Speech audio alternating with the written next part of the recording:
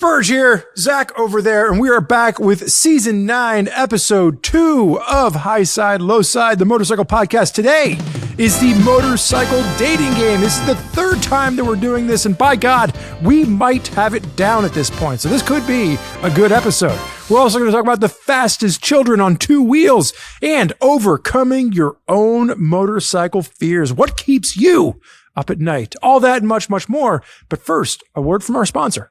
Moto is a longtime supporter of Highside, Lowside, and can support just about any of your lubrication and cleaning needs as well. With engine oil for 2-strokes and 4-strokes, chain cleaner and lube for on-road and off-road applications, and dozens more products to keep your machines clean and running smooth. Plus, a little bit of every dollar you spend on Moto products at RevZilla.com goes into producing Highside, Lowside. To learn more about the Moto catalog, you can go to RevZilla.com/Motul. That's RevZilla.com/MOTUL.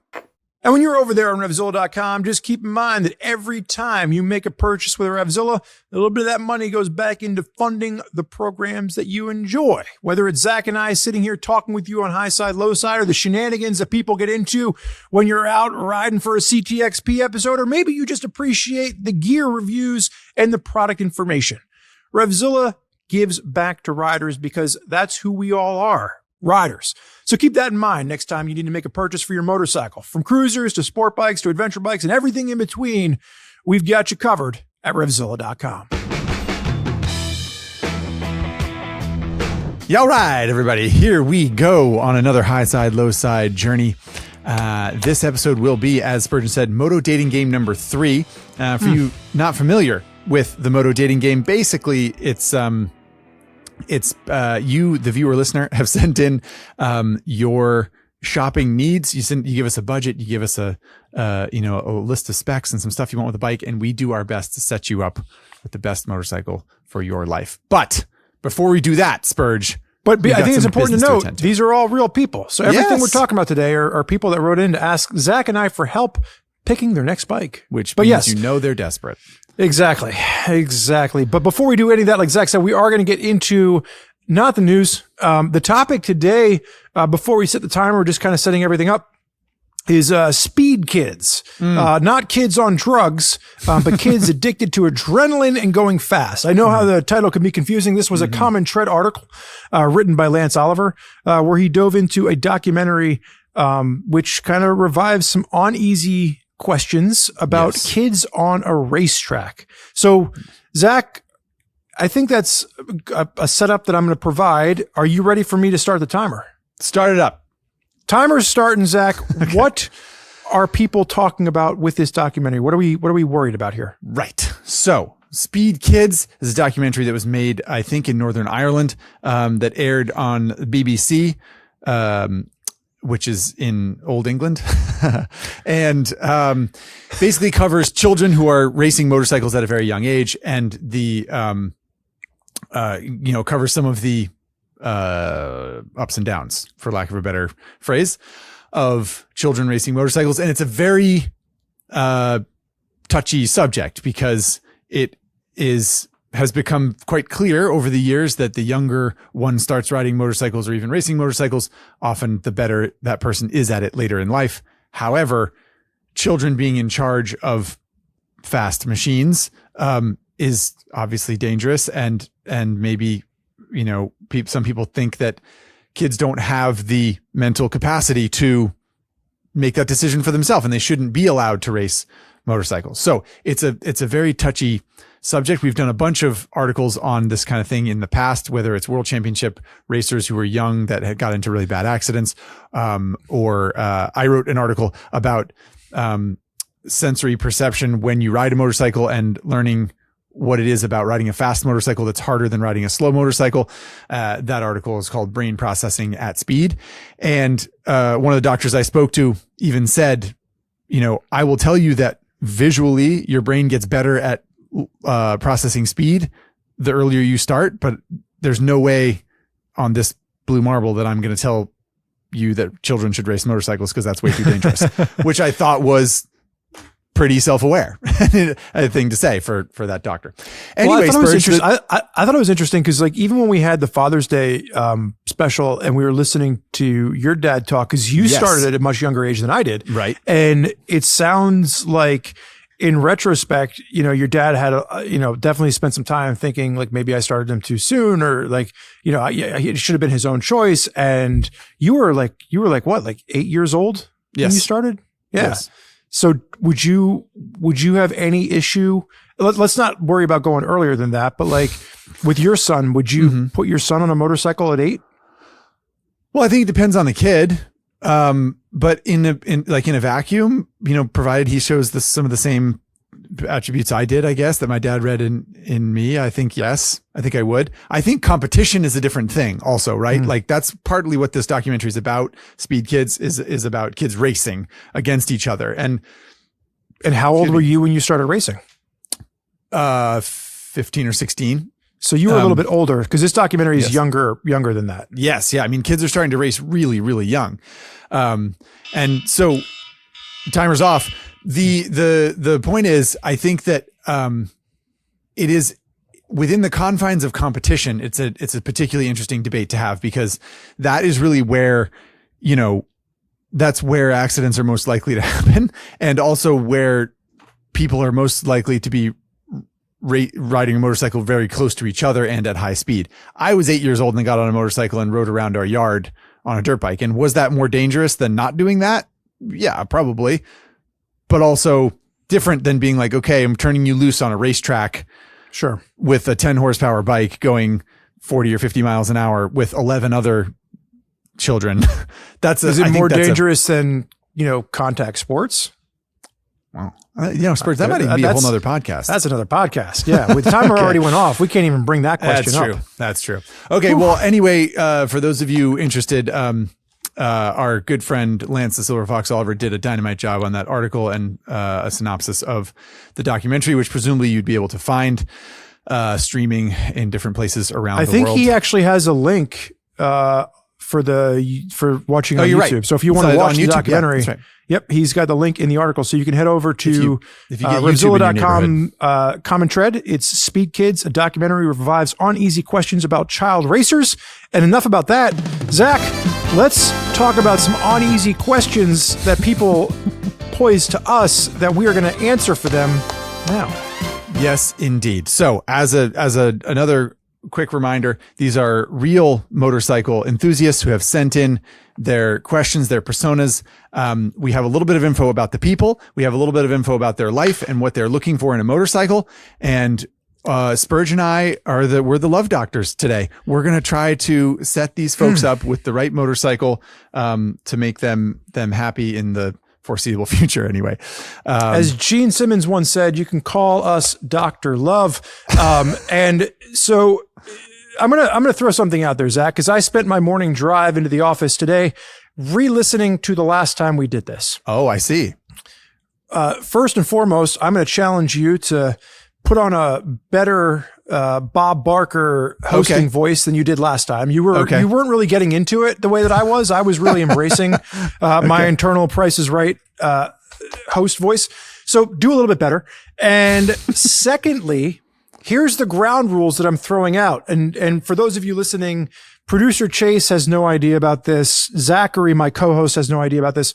We are not allowed to recommend. I am not allowed to recommend a Honda VFR of any generation. And you are not allowed to recommend a Kawasaki Versys 650 of any generation, because spent way too much time in the last episode bringing it back around to our individual favorite recommendations. So, no matter what we discuss today, I can't bring up a VFR and you can't bring up a Versys 650.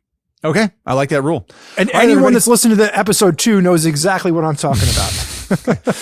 And if I blink 3 times in quick succession, you know what I mean is just get a Versys 650. Okay. So everybody, without further ado, should we jump in, Spurge? Alrighty, ladies and gentlemen, boys and girls, children of all ages, today, kicking off persona number 1 is Stefan. Stefan is 34 years old, weighs 176 pounds, 5'8", 31-inch inseam. Now, Stefan is an IT entrepreneur, enjoys wrenching on motorcycles as much as riding them, and in fact, in his preferred free time activity while listening to Highside, Lowside, he likes wrenching on bikes. Ah. All right. Well, welcome so Zach, in, why don't you Stefan. give us so now this is where you give us a little bit about Stefan and what he's looking for. You don't have to do the voice though if you don't want to for this part.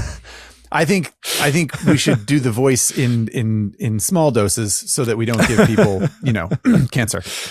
Stefan has been riding for 6 years, advanced wrencher, as Spurgeon covered. The budget, $9,000 to $10,000 for Stefan. And here are Stefan's considerations. Stefan wants a comfortable bike for weekend getaways, something with 80 to 100 horsepower, sufficient torque so that if he rides with a passenger, the bike does not feel underpowered, something that can potentially become a future classic, something that may even appreciate in value if it's well taken care of, and something that I can pass on to my newborn son in 15 to 20 years time. This is a fantastic prompt because Stefan just wants a nice bike that is rideable and enjoyable with or without a passenger. But the real asterisk here, Spurge, is the future classic, right? We're trying to pick something that will be desirable in the future. That's tricky. That's tricky. I would have started off with a Honda VFR 800 from 1999, but I've already ruled myself out on that one.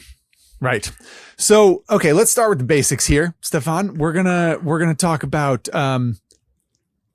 bikes that can do the first thing, not the future classic thing, but the just comfortable bike for weekend getaways, 80 to 120 horsepower, sufficient torque to ride with a passenger. You know what? It's funny because I actually when I started thinking about this, I started the opposite direction. I was like, what bikes would potentially appreciate? Okay. And then I'm not saying that your way is wrong. I guess for me, when I thought about this question, I went from cause I feel like there's probably fewer bikes that might appreciate into classics. You know what? I think you're right. Let's do that. Let's start the other side. So what are some bikes that could be future classics, Spurge? That's a tricky one.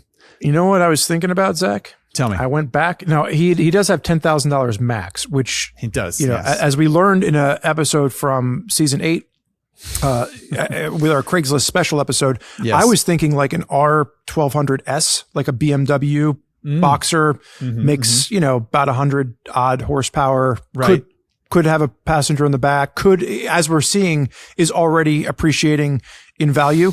So I was thinking BMW. I also kind of went down a Ducati rabbit hole, and unfortunately, I was thinking like 799s or 749s, 999s, but they're not going to be comfortable. That's more of like sport bike that he could ride on the weekends, but maybe not have a passenger on the back. Right. Yep, that's tricky. Something that comes to mind for me is also in the performance genre, but like big naked performance bikes, like a Triumph Speed Triple or Aprilia Tuono V4. And the reason that I bring up these bikes is because they make them now. So yeah, in some ways you're like, why would it be a future classic if they're just still cranking them out? And like, they're different back then. Exactly. This is the thing. We were talking about this the other day about how motorcycles are especially prone in the last 5 or 10 years to becoming very, very complicated and burdened with modern electronics, whether that's intentional in the form of, cornering ABS and wheelie control and that kind of thing, or unintentional within the motorcycle industry, like, emissions control and stuff like that. So I think there's some potential in those bikes. Like a buddy of mine's got a what year's his bike? He's got a Triumph Speed Triple. I want to say it's 2009 or 2009 would have been, that would have been the 1050 with the round headlights. The round headlights. And that's like, I feel like every time Triumph comes out with a new Speed Triple, everyone says, how come it looks all like sleek and modern? Like just bring back the round headlights and do that kind of thing. And I think that's a bike that in that era, in that sort of like 2007 to 2012 era was pretty pure, like it was a big burly engine and it was like strong and like stylistically very kind of striking. And people still look back on that and think, man, what a cool bike that is. So it's funny. That's the bike that I had on my list. I started going through Ducatis and then I was like the 999s, the 749s, they're just not going to be comfortable enough. And I went back to Triumph Speed Triples and I narrowed it down to that era too. Okay. I think I think the sweet spot was like 2008 to 2010. That was where you got like slightly good suspension. Now, I think for me personally, the 2010 to 2012, that 2-year run, you got, I think that was when they introduced Brembo brakes. You got ABS, you got a suspension upgrade, but like anything in that era. The other thing I was thinking about with the Speed Triple is if you go back to 2004, 97 to 2004 was the 955 engine. So that's actually, you're starting to see some of those already appreciate in value if they're the rare colors. Like there's one of our buddies on Instagram, Moto Gluten, has like the fluorescent pink one, which is like the rarest of the US colors. There was like the vomit green, which they called roulette green. Like, so some of those rare colors from like the second gen, the 955 engine, those are already starting to appreciate a little bit. And it's a great engine. Right. So quick sidebar. Do you think that we can, is there a chance that we would be able to advise Stefan to buy a new bike, new in 2024, that would, with $10,000 max, that's going to appreciate into being a classic? That's hard, right? I think we're looking at a used bike here based on the budget and based on the fact that he wants it to appreciate in value. Like there's no way picking a bike that's coming out right now, that's on showroom floors in 2024 and deciding whether or not it's going to be a future classic, I think is too hard, even for the massive brain trust that is Highside, Lowside. I think that if you want to look at anything, like maybe not brand new, but, the street triple, not the RS. What's the one they did with like that's a step above the RS? That's like the Moto 2. Yeah, like the Moto 2 edition one. Like I think that could be a potential 10 years, 15 years down the road. Okay. And you could probably find one for around $10,000 used. Maybe. Yeah, okay. Maybe. Here's the thing though. That's not a comfortable bike for weekend getaways and a passenger. What about just a regular RS? Maybe, but like a future class, like appreciate in value, a future classic. I don't know. 15, 20 years from now when the world is post-apocalyptic and they don't make motorcycles anymore and we're all fighting for fuel. What's the most comfortable motorcycle you can think of that might be a future classic? I can't say Versys 650 because, well, actually I can, you can't. I love the Versys 650, but it ain't a future classic. I don't see it rolling up on like the Meekin block what about a KTM 950? What about your bike? What about like a KTM Supermoto? I think if you're like the 950 or maybe you got to go adventure, right? You got to go 950 adventure probably because it's much more comfortable. A 950 Supermoto is not really comfortable for weekend getaways. I mean, what about the SMT, the 990 SMT? 990 SMT. Okay. Yeah. That's already about 10 years old. And yep, it is. That's a good bike. And 80 to 100 horsepower. Check. Sufficient torque. Check. Can still work on it. Like that was a fuel injected bike, but there's still, there's still some stuff you can do. It's not getting like it's not like brand new where there's, all kinds of CAN bus bullshit on it, That's true. I mean, yeah, I could see that. The problem with the 990 SMT is that there's now an 890 SMT. I just feel like the way that a bike really appreciates in value and becomes a future classic is by the manufacturer not duplicating it in the modern era. I don't think the modern bikes have any, like, I just don't think there's enough in common between the two. Like the modern one is a parallel twin.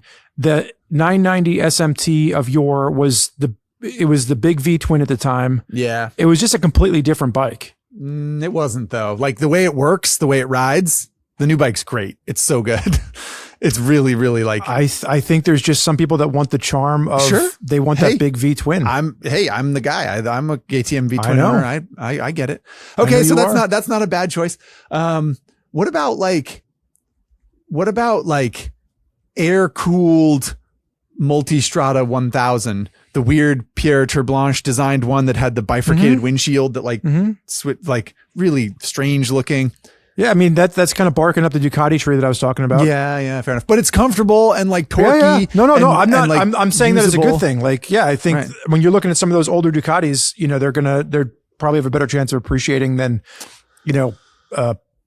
Honda from the same era. Yeah, right. I mean, this is a tricky one. Any other exotics? I'm trying to think of Something that's gonna. I think it's hard because like I was also trying to go with like the comfortable for weekend getaways, and like if you're going with like a mid '90s MV Agusta, like it's not going to be something you're going to want to. It's not reliable enough to take on a weekend getaway. Right. And there's a difference between a future classic and a bike that has value because it's never been ridden or because they only made 11 of them or something like that, right? Like, and the more like exotic and rare you get, the more it's more like a collectible and not necessarily.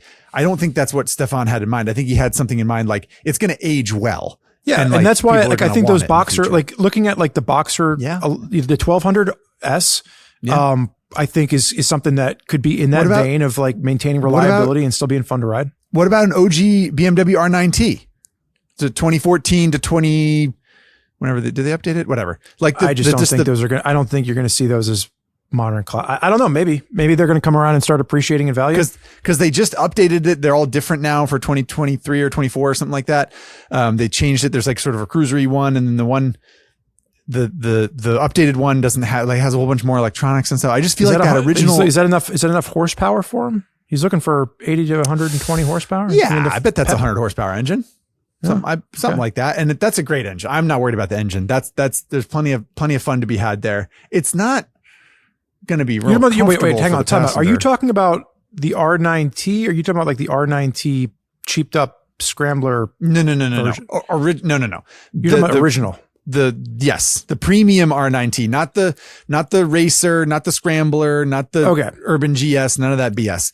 So for those of you listening, BMW released an R9T, and then they released a bunch of offshoots around it. But the original R9T, upside down forks, Brembo brakes, expensive kind of, bespoke motorcycle. And then they made more approachable, affordable options off of that.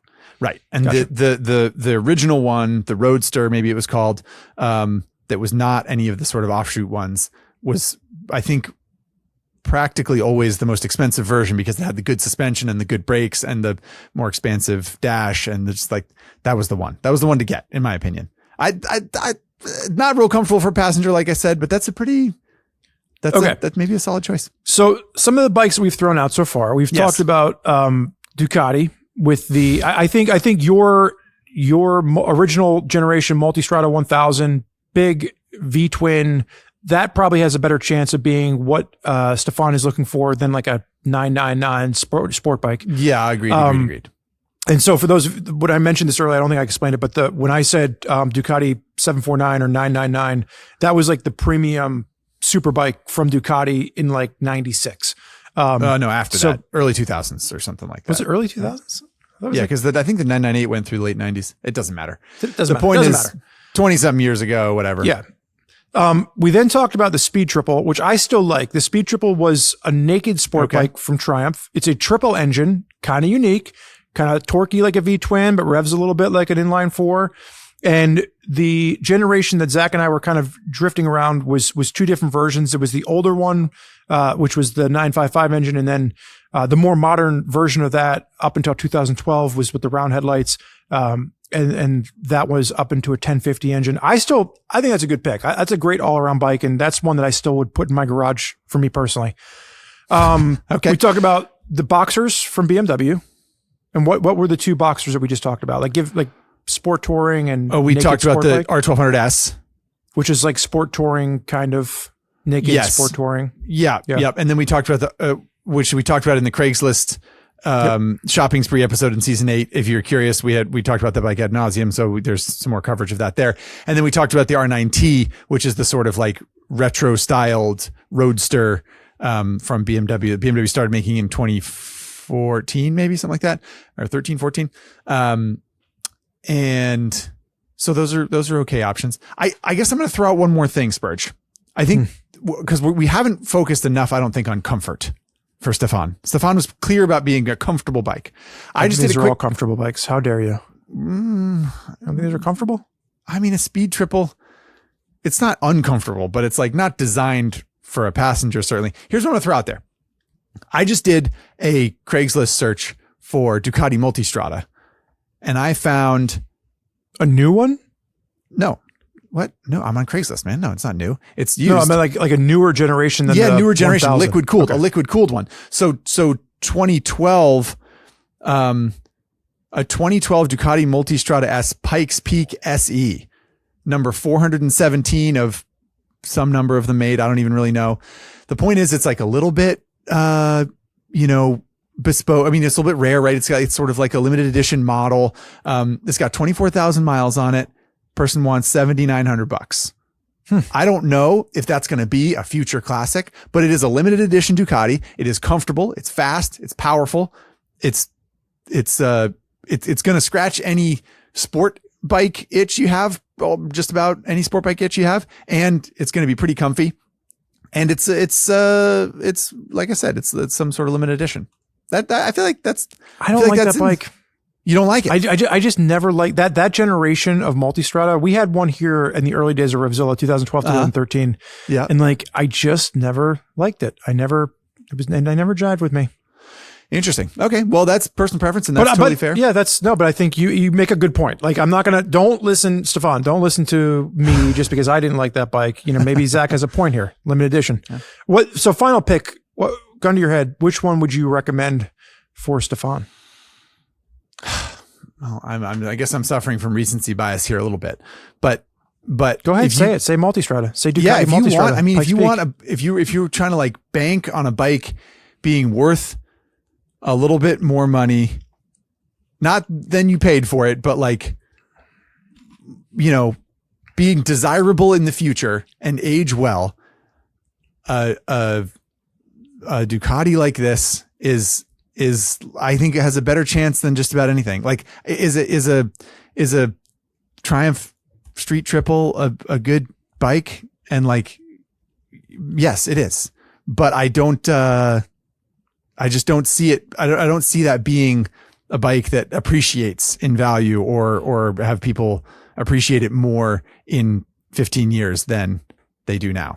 You know what we didn't discuss was a 2021 KTM 890 Rally Edition, which, I mean, because I want to increase the value of my own motorcycle for future years, I would highly recommend that to anyone listening. Right. Spurgeon predicts that'll be worth $100,000 in approximately 2 years. So I don't disagree with Zach's pick, Stefan, around the Multistrada, but I'm not going to agree with it. I think 955 era Speed Triple, get one of the limited edition colors, find like the pink one or the roulette green, be loud, be proud. And I would just, that's where I'm going to stick with that. I think that would be cool. Yeah. Something different. I think there's something to that. And it's good that you're an advanced mechanic because we're suggesting a bunch of old bikes and that's going to make your life a little bit harder if we're being perfectly honest. So before we move on, Lance owns a first gen, I think his is the 855 Speed Triple or 885. His is the 885cc Speed Triple. And he's got like 130,000 miles on his. And that's actually my inheritance. So I am in Lance's will to inherit that motorcycle. And every time he takes it to like get worked on and he's having a harder and harder time finding anyone that'll work on it. He's like, dude, I feel so bad that I'm leaving this to you. Why do you want this? And I'm just like, no, it'll be great. But like you talk about just a problem child waiting to happen. We're going to eventually limp that from Lance's garage down into mine, but it's 130,000 miles on it for that. There you go. That Lance Oliver. There you go. All right. So Stefan, we hemmed and we hawed, and I think that your challenge was a really good one and obviously a little bit above our brainwave length, but we did our best.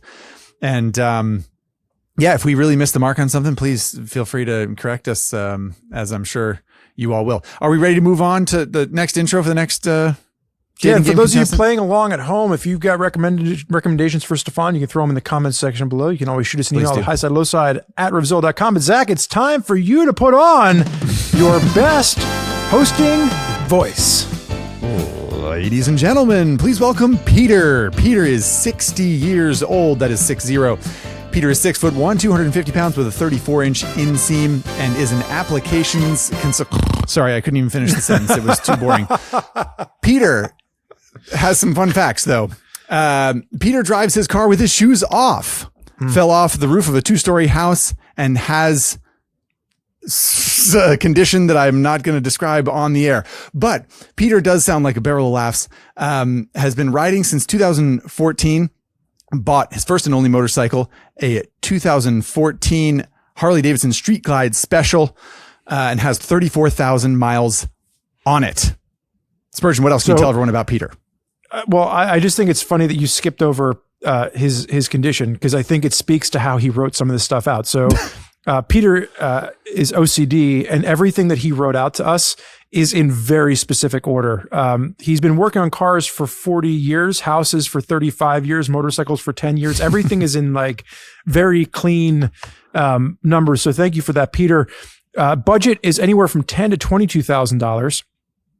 Maybe he'll buy 3 because we've opened his eyes, and he's referring back to season 8, episode 9. Right. Looking for city riding and cross country riding. Loves riding out west on back roads. Durango to Ouray is the best as far as is the North Rim of the Grand Canyon.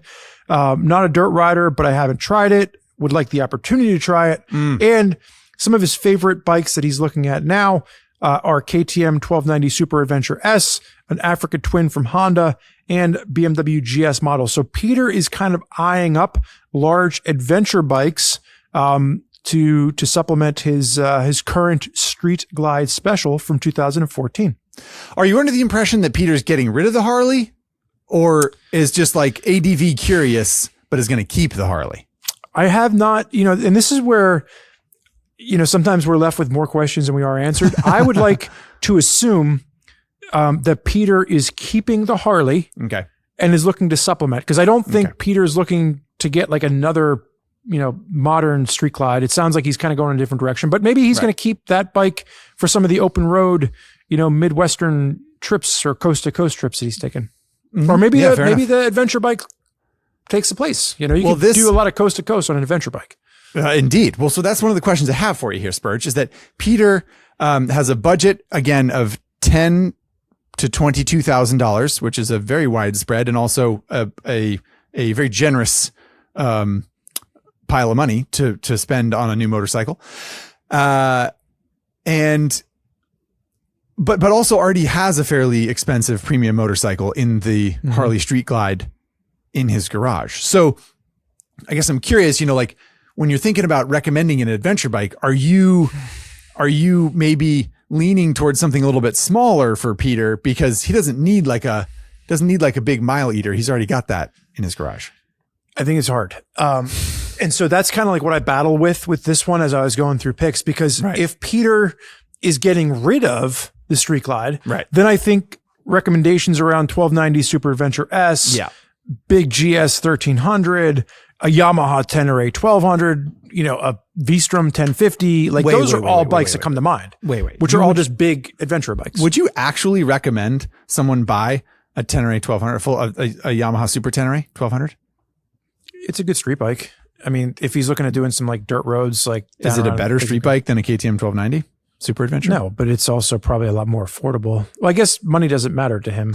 So he's the applications consultant game has been good for Peter. Good to Peter. So okay. Well, anyway, the point is, here's I would have no problem recommending a Tenere 700, a KTM 890, right. Any of these middleweight bikes for a highway trip. I just know that I've talked to enough people that are like, you can't do long distance on the highway on those bikes. They're not big enough. They're not powerful enough. And I disagree, but I'm also trying to play into Peter's conscience a little bit as to what's he looking for? Sure. Yeah, totally. I mean, I think it's interesting that the budget is $10,000 to $22,000. That's it's pretty specific. And I think it suggests that he's open to spending $10,000 or $12,000. Like he doesn't have to spend 20 grand on this new bike. Right.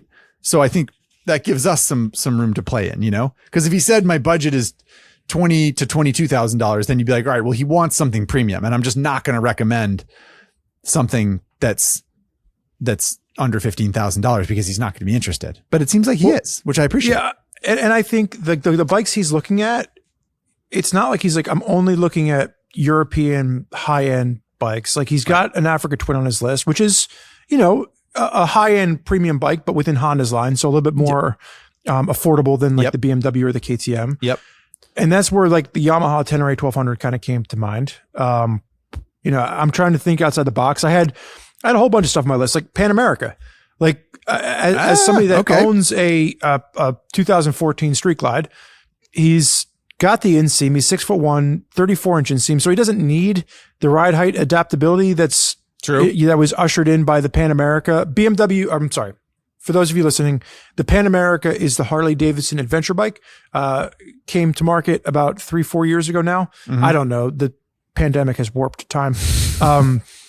But it's a bike that is top of the line adventure bike from Harley Davidson. And they introduced this concept of adaptive ride height where the bike actually lowers a little bit when you come to a stop. Not that I think Peter with his 34-inch inseam needs that. No. But if he's never ridden an adventure bike, because remember that Street Glide was his first bike, just having something a bit more approachable off-road sometimes helps people feel more comfortable. And I know that BMW has that technology now too. That's true. That's true.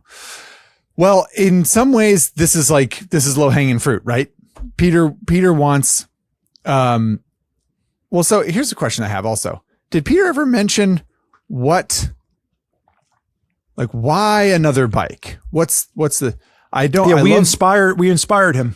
Season 8, episode 9, we talked about the 3 motorcycles you could buy for $20,000 or whatnot. Okay. And well, we're not going to recommend 3 motorcycles. We don't have time for that. But he likes city riding and cross country, loves riding on back roads, not a dirt rider, never tried it. I would like the opportunity to try.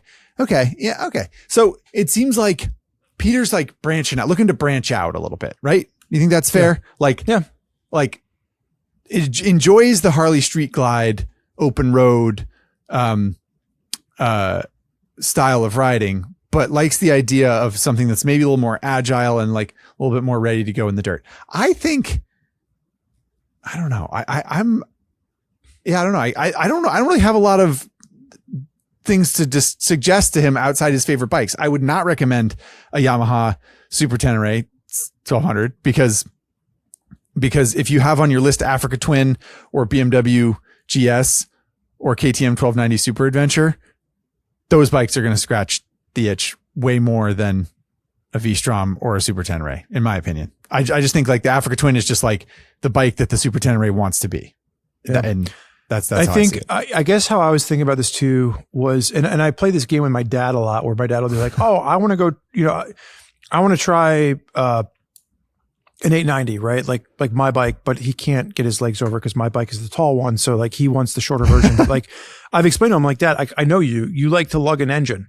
You're going to hate the 890 because like if you're not over 5,000 RPM, that engine's just not any fun. Okay, and I'm thinking about Peter, and Peter's coming off of a Street Glide. Yep. And if he's not familiar with these other bikes, as much as I love KTM, like that 1290 engine is a great engine, but like it's also one that doesn't want to lug the way a Harley engine would want to lug. Whereas I think an Africa Twin or a BMW GS is going to be a little bit more in line with the characteristics of what he's familiar with. So when I was thinking about this, and for those of you listening at home, the BMW GS, the big GS has a boxer twin, which is opposing cylinders. And then the Africa Twin is a parallel twin, whereas the KTM is a V twin. That's actually one of the reasons I was thinking about recommending the KTM because it's a V twin. And it's not the same. It's not the same characteristics of the V twin as the Harley that he likes. Absolutely not. It's much better, as we've discussed on this podcast before. For us, but not for somebody coming from a Harley background where you're, getting maximum torque at 1500 RPM. No, but none of those bikes do that. The 1290 engine's the strongest of any of those engines. Like the Honda Africa Twin engine or a BMW engine, the KTM 1290 probably has the best torque of any of those. But I think the torque comes on higher than the BMW engine, doesn't it? Not anymore. The BMW, really? The R1300 engine especially is like you got to rev it to get power out of it, and you could get an old R1200. Well, you've spent more time than anybody at this company on the R1300 as of recent, so you would know that one better than anybody. I just think that you kind of can't go wrong there, Peter. Sorry, I don't know. I don't feel like I think that the KTM 1290 engine is the pick of the litter if you're choosing between a KTM 1290 and a Honda Africa Twin or a BMW R1250 1300 GS. I think the KTM engine is the best one, but those are all great bikes. And they're all going to do the thing that you want it to do, which is like, if you're dirt curious and you want to trundle down a dirt road and feel more confident than you do on your street glide, and maybe try whatever camping, or just be more comfortable and be able to lean over more on bumpy back roads and gnarly pavement and that kind of thing. All those bikes are going to do a great job of that. Yeah. It's funny because I spent a lot of time trying to think outside the box of like what he recommended. And, I was going, you go down the rabbit hole of like, all right, a Moto Guzzi V85, right? Like, do you recommend, okay. do you recommend something a little bit more air cooled and traditional? Right. And that's a good pick. I like that. I mean, is it a better bike than the bikes he mentioned? Absolutely not. But is it like, is it more characterful and engaging in a way that kind of might speak to someone who likes Harleys? I think so. So again, I think there's a couple different ways you could kind of look at this, and that's what I was trying to think about. And again, it's hard, right? And for those of you listening at home, like when you've only ridden a Harley Street Glide, and that's what you're familiar with from an engine standpoint, and you're looking at some of these other engines, you're thinking, oh, they're twins. They're going to have a lot in common with what I have. They really all do perform differently. And I agree with Zach. Like if I was making this pick for myself, like I think that KTM 1290 engine, as we've talked about before on the podcast, is just a phenomenal engine. Yes. Maybe a Moto Guzzi V85 would be more of that intermediate link for him.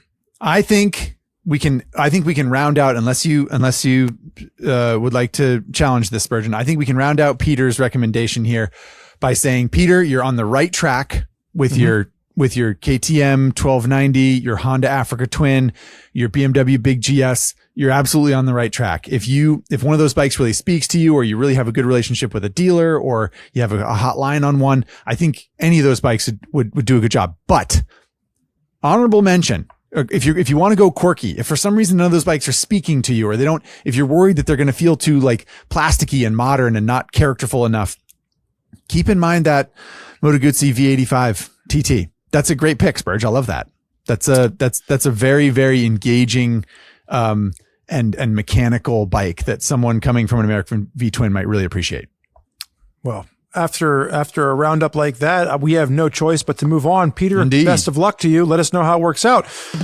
Persona number 3 on the motorcycle dating game. Luke, come on down. Luke is 23 years young. He is 5'11", 220 pounds with a 30-inch inseam. Luke is a plumber in new construction. He is the first individual in his family to ride a motorcycle. 4 years of experience doing so. He's competent in automotive service, everything but engine and transmission rebuilds, but limited experience in motorcycles. All righty, Luke. Welcome, welcome, welcome. So Luke has been riding for 4 years, like you said, age 23. Budget is $4,000 to $7,000. Everybody keep that in mind. Luke says, and I quote, currently ride a 2007 Honda Shadow Spirit 1100. That is a Honda Cruiser. For those that are not familiar, that's going to be it's going to be a sort of air-cooled V-twin. And Luke says the seating position is terribly uncomfortable, hurts his back and knees. Luke would like to commute to work. Job sites are typically 50 miles or about an hour on the freeway away from his house. Would also like to take weekend rides on country roads and run some small errands around town. Luke would like us to know, fine bungeeing down a lunch cooler to the rear seat. He can leave his tools at work. He does not need a lot of cargo capacity. Okay, Spurge, what do you think? Here's the problem that I have with this is that Luke didn't give us a lot of information as to whether or not he wants to step away from a cruiser. Because I originally was like, okay, 2007 Honda Shadow, uncomfortable riding position. Mm-hmm. So do I recommend another cruiser? Like, because if the Honda Shadow is uncomfortable, do you just recommend a bigger cruiser? Like, because I was thinking about like a Triumph Thunderbird 1600, right? Like they were great engines, great power plants. Yeah. But that's similar. Like at somebody like I'm 6'3", he's 5'11". I had to think about that. But like I felt crammed up on that. Is Peter going to be, or is Luke going to be crammed up on that? Or is that a little bit bigger than what he has now? Or do we get away from cruisers altogether? Where did your head go? I think the suggestion is the seating position is something he'd like to get away from. And he's open to playing in other genres of motorcycling. But I think if we were able to suggest a bike that is cruiser-ish, that would be comfortable and would like relieve some of the pressure on his back and knees, then there's something to that. Here's something I do think is interesting about what he said about comfort. He said this Honda Shadow Spirit 1100 kills his back and knees. So back, yes. A cruiser is often very difficult on a rider's back because your feet are out in front of you and there's a lot of pressure on your tailbone and you can't really put any pressure on your feet or the foot pegs to kind of like relieve some of the stress of the suspension, like hitting bumps and stuff on your back. However, normally those bikes are pretty easy on your knees because your feet are out in front of you in the sort of like clamshell position. So interesting that he said that it also hurts his knees. And that makes me think that anything that's too sporty or has like, relatively cramped foot peg to seat distance is not going to work for Luke either. So it needs to be especially comfortable, I feel like. Yeah. I was leaning really towards just a standard motorcycle, right?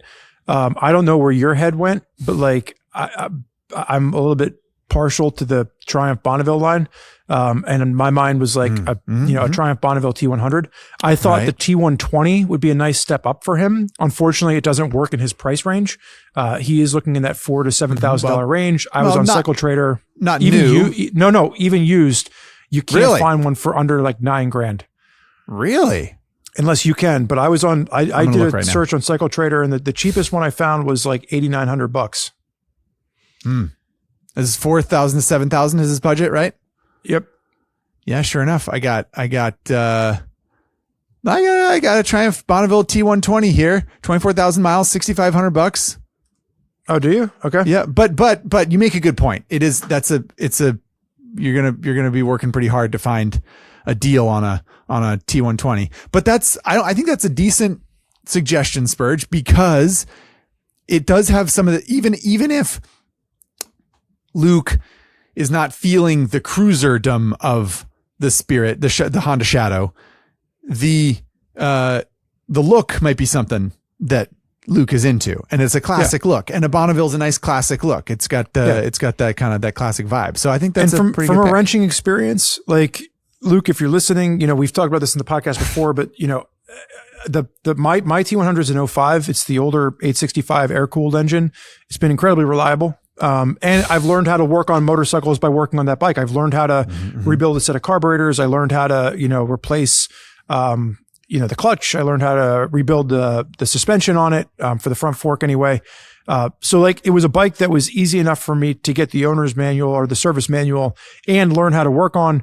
But overall it's been incredibly reliable and dependable. So if you are competent in automotive and it is something like you would like to learn how to work on bikes, I feel like that 865 air-cooled generation of T100s is a solid pick. Or you could get a scrambler, upright seating position. Like there's other options within that category. True. What about yourself, Zach? Where's your head going? I guess I was thinking about maybe something that is, let's branch out away from the sort of like cruisers or classic looking motorcycles and into sort of like, whatever. MT-07 territory? Yeah, I think that's just going to be too small. Okay. I don't know. Like I think Luke's going to be kind of cramped on that. Though it's a good bike. Love that bike. I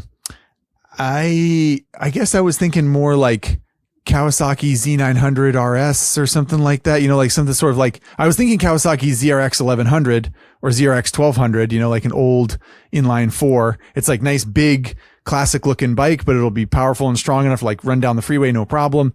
But it does seem like kind of a strange upgrade and maybe not the right direction. So I was trying to think of something newer, like Kawasaki Z900 RS, which is a nice modern platform. You're not allowed to pick a Versys 650, so I'm not allowed to pick a Versys 650, which is a problem because it's a really good bike. How much does it cost for Versys 1000 on the used market, I wonder?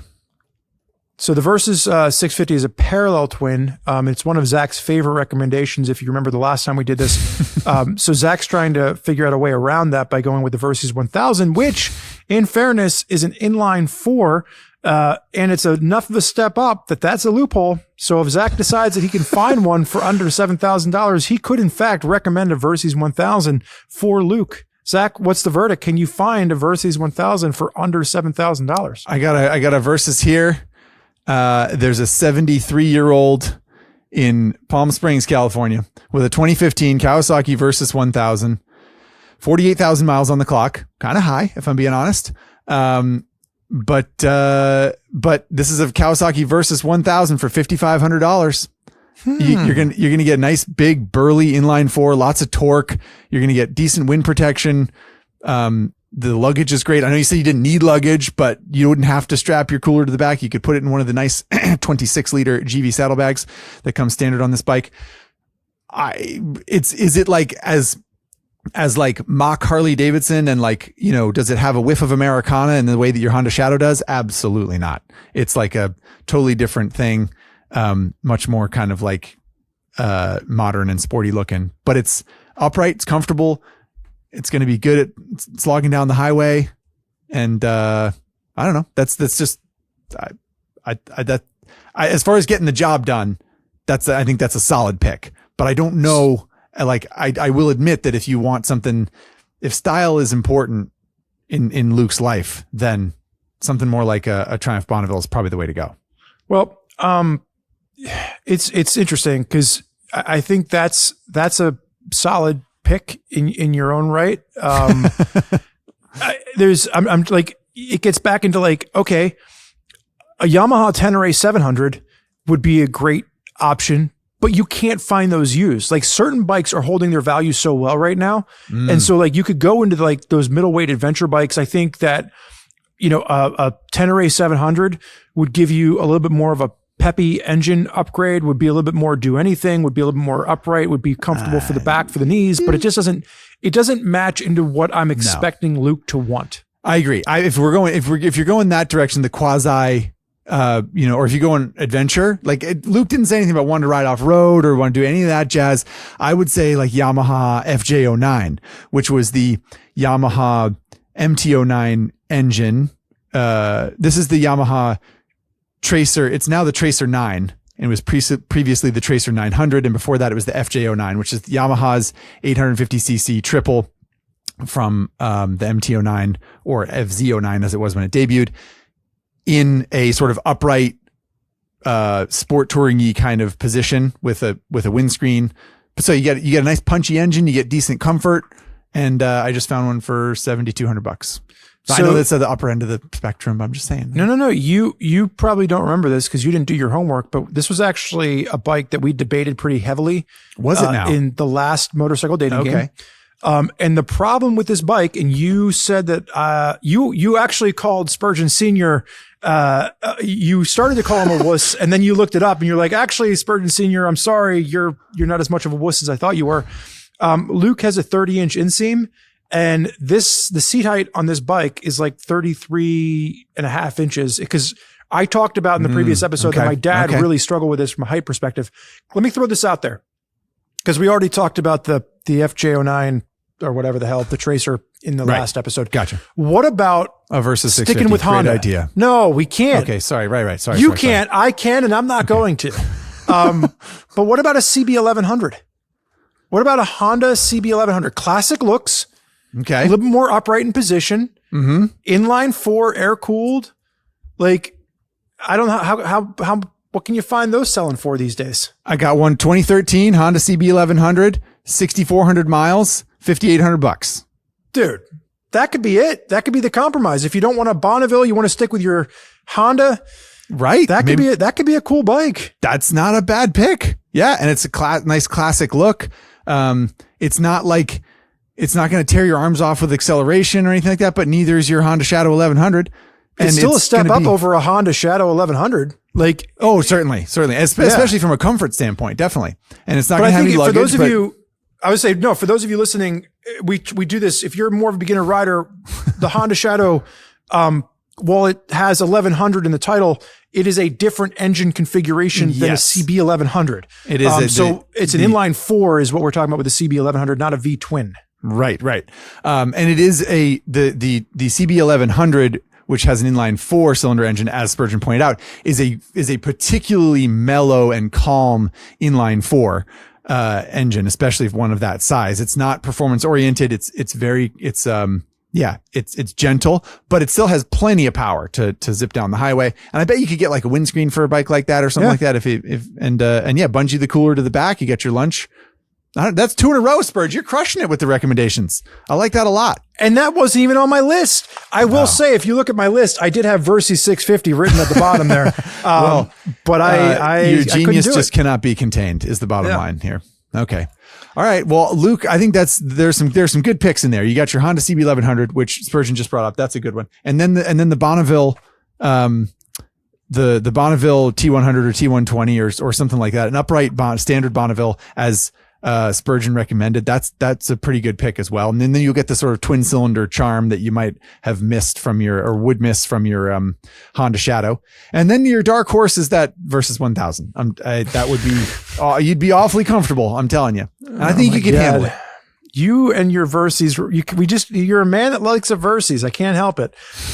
We are going to move along with this podcast, but before we jump into persona number 4 and I let Zach do the fun voice, we are going to get a word from our sponsor, Moto. All right, everybody, we are back in the Moto dating game version 3.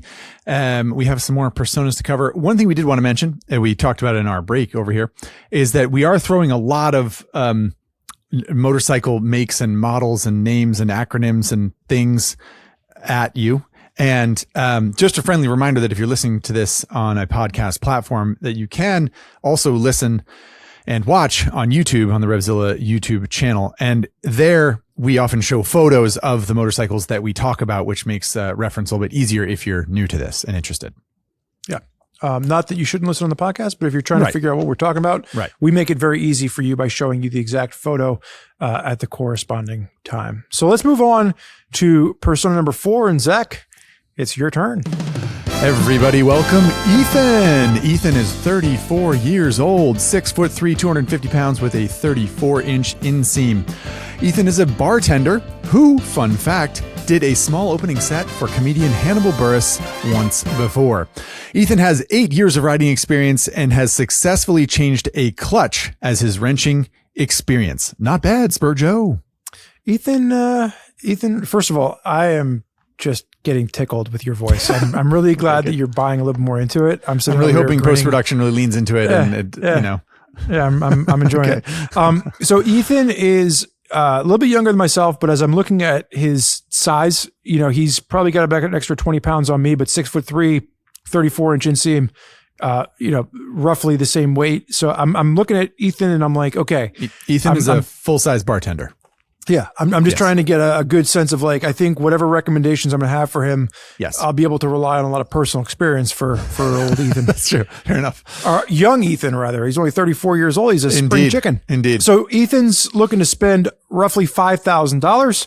Ethan lives in a dense urban Midwest city famous for harsh winters and loaded hot dogs.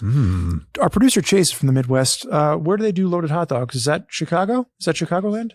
Yeah, Chase, our producer Chase, is from the Chicago area. So this is taking him back to where he normally would spend his weekends eating hot dog after hot dog. I made him laugh. He put his head down. Oh, it's good. Ethan likes to take his KTM 790 Duke down some twisty roads, which has him itching to go to a track. Indeed. So the local spot has a go-kart track that runs bikes and carts in a couple of times a week, which would be super attainable. However, they only allow 600cc motorcycles or below, which has Ethan considering maybe a Ninja 300 or 400, or something similar. However, he's also wondering maybe a WRX 250, a DRZ 400, or even a CB 300 or a Duke 390. So he's in that small displacement realm, but he's considering maybe sport bike versus naked sport bike versus dual sport. Right. So to go down that list of bikes that you talked about, the KTM 790 is a parallel twin naked sport bike from KTM, which he owns already. Right. And the bikes, considering because the track only allows 600cc bikes or below, Ethan mentioned a Ninja 300 or 400, which is a small sport bike from Kawasaki, and also mentioned a Honda CB300, which is a little single cylinder 300cc naked bike, or KTM Duke 390, which is a comparable small naked bike from KTM. And also the WR250X from Yamaha, or the DRZ 400 from Suzuki. So those are essentially dual sport bikes, but you can get supermoto versions of those. In other words, it's a dirt bike it would be a dirt bike with street tires and wheels, that are often good for, going around kart tracks, supermoto So style. let me ask you a question before we get that. I thought that was a great synopsis. Before we got into any specifics, if you were going to do a track day at a go-kart track, which I know that you've done before, Yes. would you be looking at a sport bike style motorcycle, a naked sport bike style motorcycle, or a supermoto style motorcycle? And again, supermoto is looks like a dirt bike, Right. but it has street tires on it. What would your pick be, Zachary? Me personally, I'm going supermoto. I'm going with the dirt bike with the street tires. That's a classic way to tackle a kart track. But I appreciate that Ethan is a big enough rider that any smallish bike is going to feel pretty small, probably. And so, it depends a lot on the kart track. I mean, you get into really nuanced situations where, like, if a kart track is a little bit bigger and more expansive, then all of a sudden a Kawasaki Ninja 300 or 400 starts to kind of make sense and be a good choice for that. But if it's particularly small and tight, then I think a dirt bike based motorcycle, a dual sport based motorcycle like a Yamaha WR250 or Suzuki DRZ 400 that Ethan mentioned might make more sense. So I don't know. It's a tricky one. I think I might compromise in this situation. And unless, I don't know, I'm trying to think of a situation. I don't know. I think I might compromise and just say, go with a naked sport bike style, like a Honda CB300 or a KTM Duke 390, because then you're getting on a naked sport style motorcycle, which is ultimately the same style of bike as Ethan is used to in the KTM 790 Duke that he uses on the street. But it's small enough that you can go around a kart track. But at the same time, big enough that it'll feel like a big enough motorcycle that it doesn't feel like you're just sort of like a monkey riding a coconut. I feel like you were right the first time. Really, dirt bike. And by the way, you actually made producer Chase laugh now, so we're like good. 2 for 2 over here with making him giggle. That's today. the only reason we keep him around is that he's organized and he likes our jokes.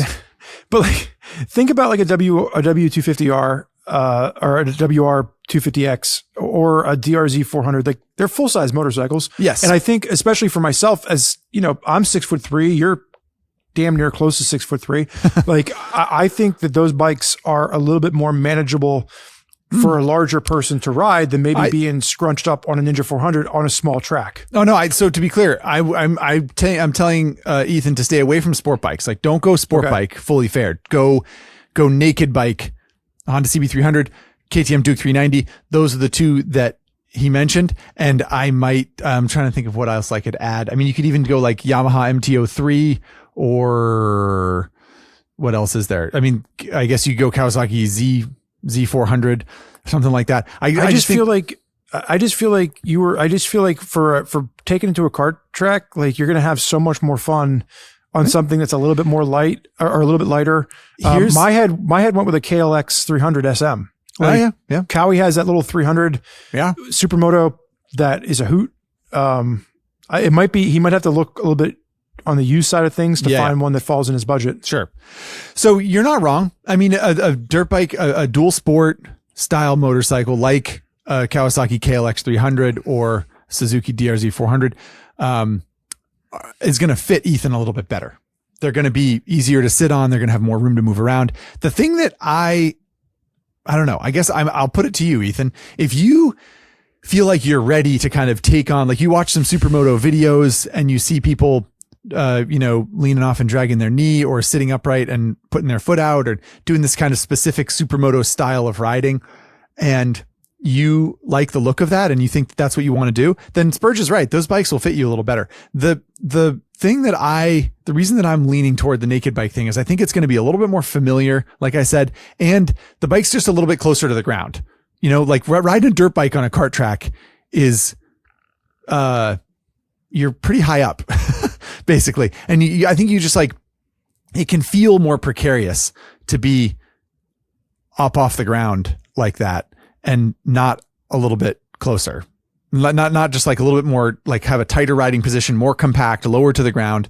But Spurge isn't wrong that the bigger bikes are a little bit more comfortable. And you do, Spurge, I will tell you, I'll give a tip of the cap to you for the fact that dirt bikes are going to be especially easy to fix if and when you tip over, like handlebar levers, foot pegs, that kind of stuff's going to be easy. Gas tanks aren't going to get scratched. Exactly. They're kind of designed to tip over at low speed. When you were reading this question, and this is sometimes where Zach and I have to, pontificate a little bit because we're not 100% sure, as to where Ethan's head is at. We're never sure. I don't see him getting rid of his 790, right? Like, so the way that I read this is like he's keeping the 790 and he's buying something in addition to that. So we're not looking for a bike to replace the 790, which is why, again, I was thinking, the DRZ 400 or KLX 300 SM to get a little bit away from what he already has to diversify a little bit and try something different. That's where I think my recommendation there was coming into play. Let me throw this one out there for you. So we were discussing, for those of you listening at home, WR 250X, DRZ 400, KLX 300 SM, all bikes with a license plate. You don't need a truck or a trailer to go down. You can ride the bike to the track. You can ride at the track and you can ride at home. Okay. What about like a Honda CRF 150R that's been set up for supermoto racing? Yeah. Like that's a dirt bike that has been converted over to supermoto, but it does not have a license plate. So it's like, it's even lighter. It's even more nimble. It's basically a child or an adolescent's motocross bike. A CRF 150R. They're fairly high strung. They make decent power. They can be really, really fun when they're set up for supermoto. Our West Coast producer Spencer has one. They've ridden a couple times. It's a blast. I just don't know. I don't know if I'm totally sold on that. I think it's too specific. It's too high strung. And they're expensive. It's like you're going to spend, Not when Spencer Roberts buying them used. Well, he's paid enough of a price for that. I think the point is, I'd have trouble recommending that unless someone was like, I'm a great mechanic. I know exactly what I'm doing. I'm looking forward to maintaining a bike. I just think that's too. I might even suggest a Honda Grom. I think I would suggest a Honda Grom before that. And he's too big. He's not too big. Here's the thing. He's not too big. I disagree.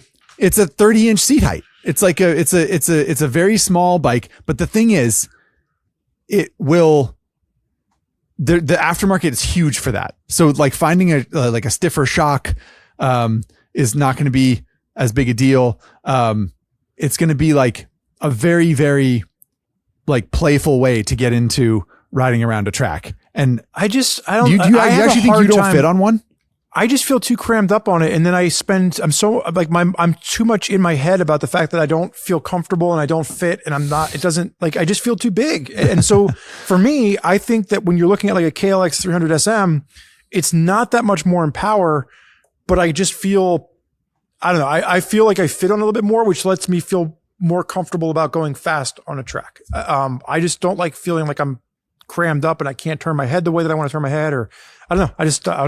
I like a Grom to play around on. I don't feel necessarily comfortable taking a Grom to a track. And I've not taken a Grom, but I've taken when Cowie did that Z75 launch, out there in San Francisco, Z125. And like they had like a whole track set up for us. Like I could never figure out how to ride that bike.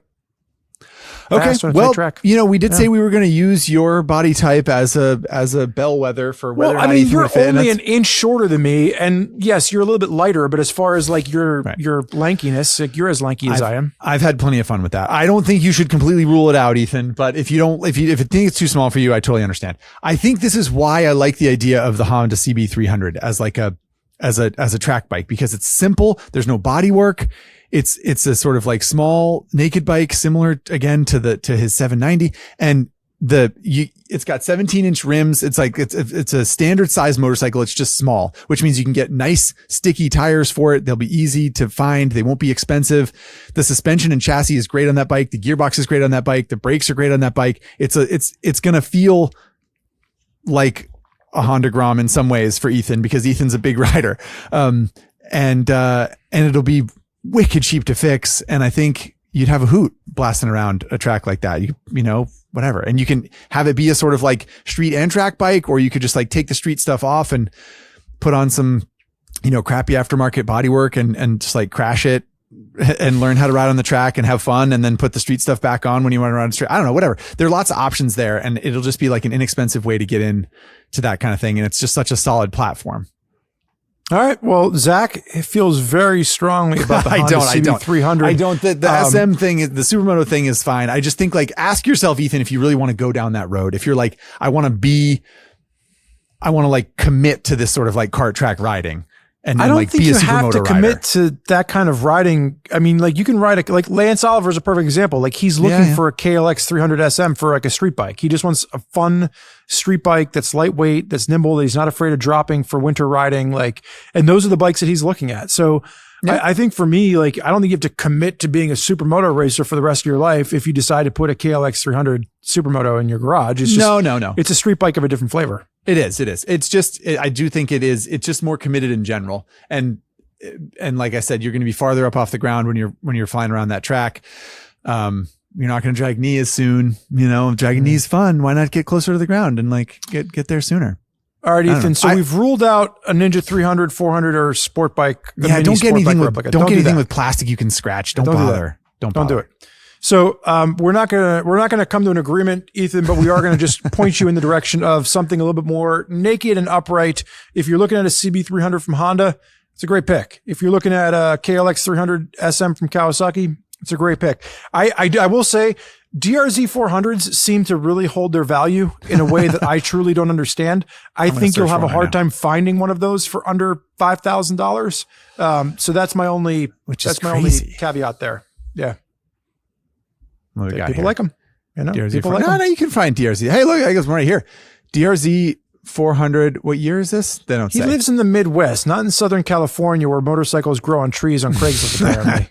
I'm just saying, there's a DRZ 400 S/SM. It comes with dirt wheels and street wheels, $4,000, 12,000 miles on it.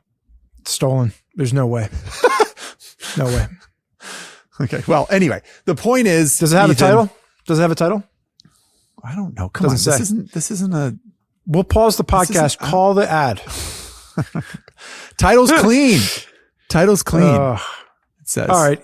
I feel like Ethan has some options, and I don't think we could sit here and continue to debate, but I don't think either one of us is going to move on this one. And the audience is probably growing restless. The villagers are growing restless, Zachary. Plus, Ethan and all the rest of you is no one, as much as you want it to be true, no one's wrong here. Spurgeon, we have different opinions, but we're both kind of right. We still like each other at the end of the day. We are a shining example of what could be in America if everybody just came a little bit more towards the middle. Okay, if that's not an election year message, I don't know what is. Let's move on to persona number 5, which is Vicky. Vicky is 21 years old. She stands at a commanding 5'5", weighs 115 pounds with a 28-inch inseam.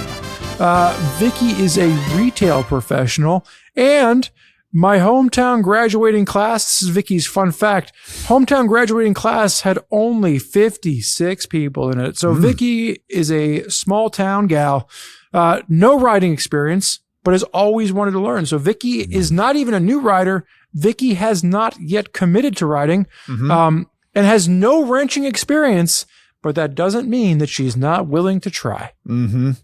And Vicky's budget is $1,500 American dollars. Vicky, you're making this hard for us. You are making it hard, but hey, in the age of inflation. Vicky. We like a challenge, Vicky. Vicky's considerations are, let's see, coworker rides a motorcycle and does rides with Babes Ride Out. I follow the Instagram account and it looks like so much fun. I have no idea where to start, but I don't want to make it awkward asking my coworker tons of questions. Fair enough. But I feel like you need your own bike to learn. That is mostly true. Vicky lives in California, which is expensive. I'm not even sure motorcycles will be cheap enough for me to get one for $1,500. Well, Vicky, we're going to do our darndest. So let's start off with coworkers and talking about motorcycles. I promise you that based on my experience with coworkers at Ride, they want nothing more than to talk to you about their motorcycle. So Vicky, first and foremost, don't be afraid to reach out to your coworker and ask her or him, or her, I'm assuming, about her motorcycle. Right. If our coworker experience has taught us anything, they love to talk about motorcycles, which might be a little different, I suppose. I'm not sure what retail you work in, but maybe it's not a motorcycle dealership. Anywho, I'm just cruising Craigslist here for $1,500 motorcycles. And Vicky, I will say you are right. It is the pickings are slim. The pickings are slim. While Zach's looking for $1,500 motorcycles on Craigslist, I'm just going to remind the audience, for those of you that might not know, Babes Ride Out is a women's riding organization. They have a great presence on Instagram. You can follow them along for all different kind of events that they host. And it's a great way for women riders out there, or for women that want to ride, to get involved into the sport.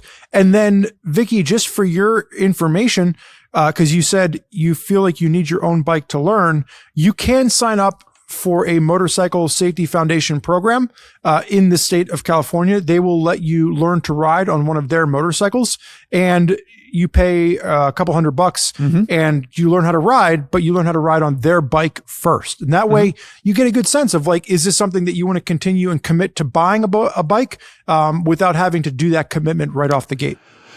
That is a great set of points. And if you're a dude who is interested in Babes Ride Out because it sounds like a bunch of women on motorcycles and you think you might have some better luck than usual there, stay away and have a little bit of decency, for crying out loud. There's also Babes in the Dirt for all you women out there that like the idea of riding a motorcycle off-road. So let's talk about what Vicky can get for $1,500. Realistically, we're talking about a used motorcycle here. Spurge, would you agree? Because the cheapest brand new motorcycle I can think of would be a Honda Navi at around $1,800. And that's sort of a motorcycle, sort of a scooter. And I think Vicky's ready to do that. And I think the MSF course, or the training course thing, is a great idea. But I had originally misread her comment as Babes in the Dirt. And so I was looking up the price of Honda's XR 150L, which I think is like $3,000. I was like, well, maybe you can find that used. But I don't think, if she's looking at Babes in the Dirt, maybe she wants something a little bit more American classic kind of styling to it versus like a dirt bike dual sport classic style to it. I will just say this, Vicky, at $1,500 for your purchase price, you can't be too picky. Okay. Because you're going to kind of get what you're going to get. But I think there's some cool picks that she might be able to find in that realm. She might have to extend her range up a couple $100, but what are some ones that you're finding? Because I have some ideas here, but let's see what you're finding already. Well, I find some scooters, and I think we should bring up scooters because Vicky's a new rider, and sometimes the idea of a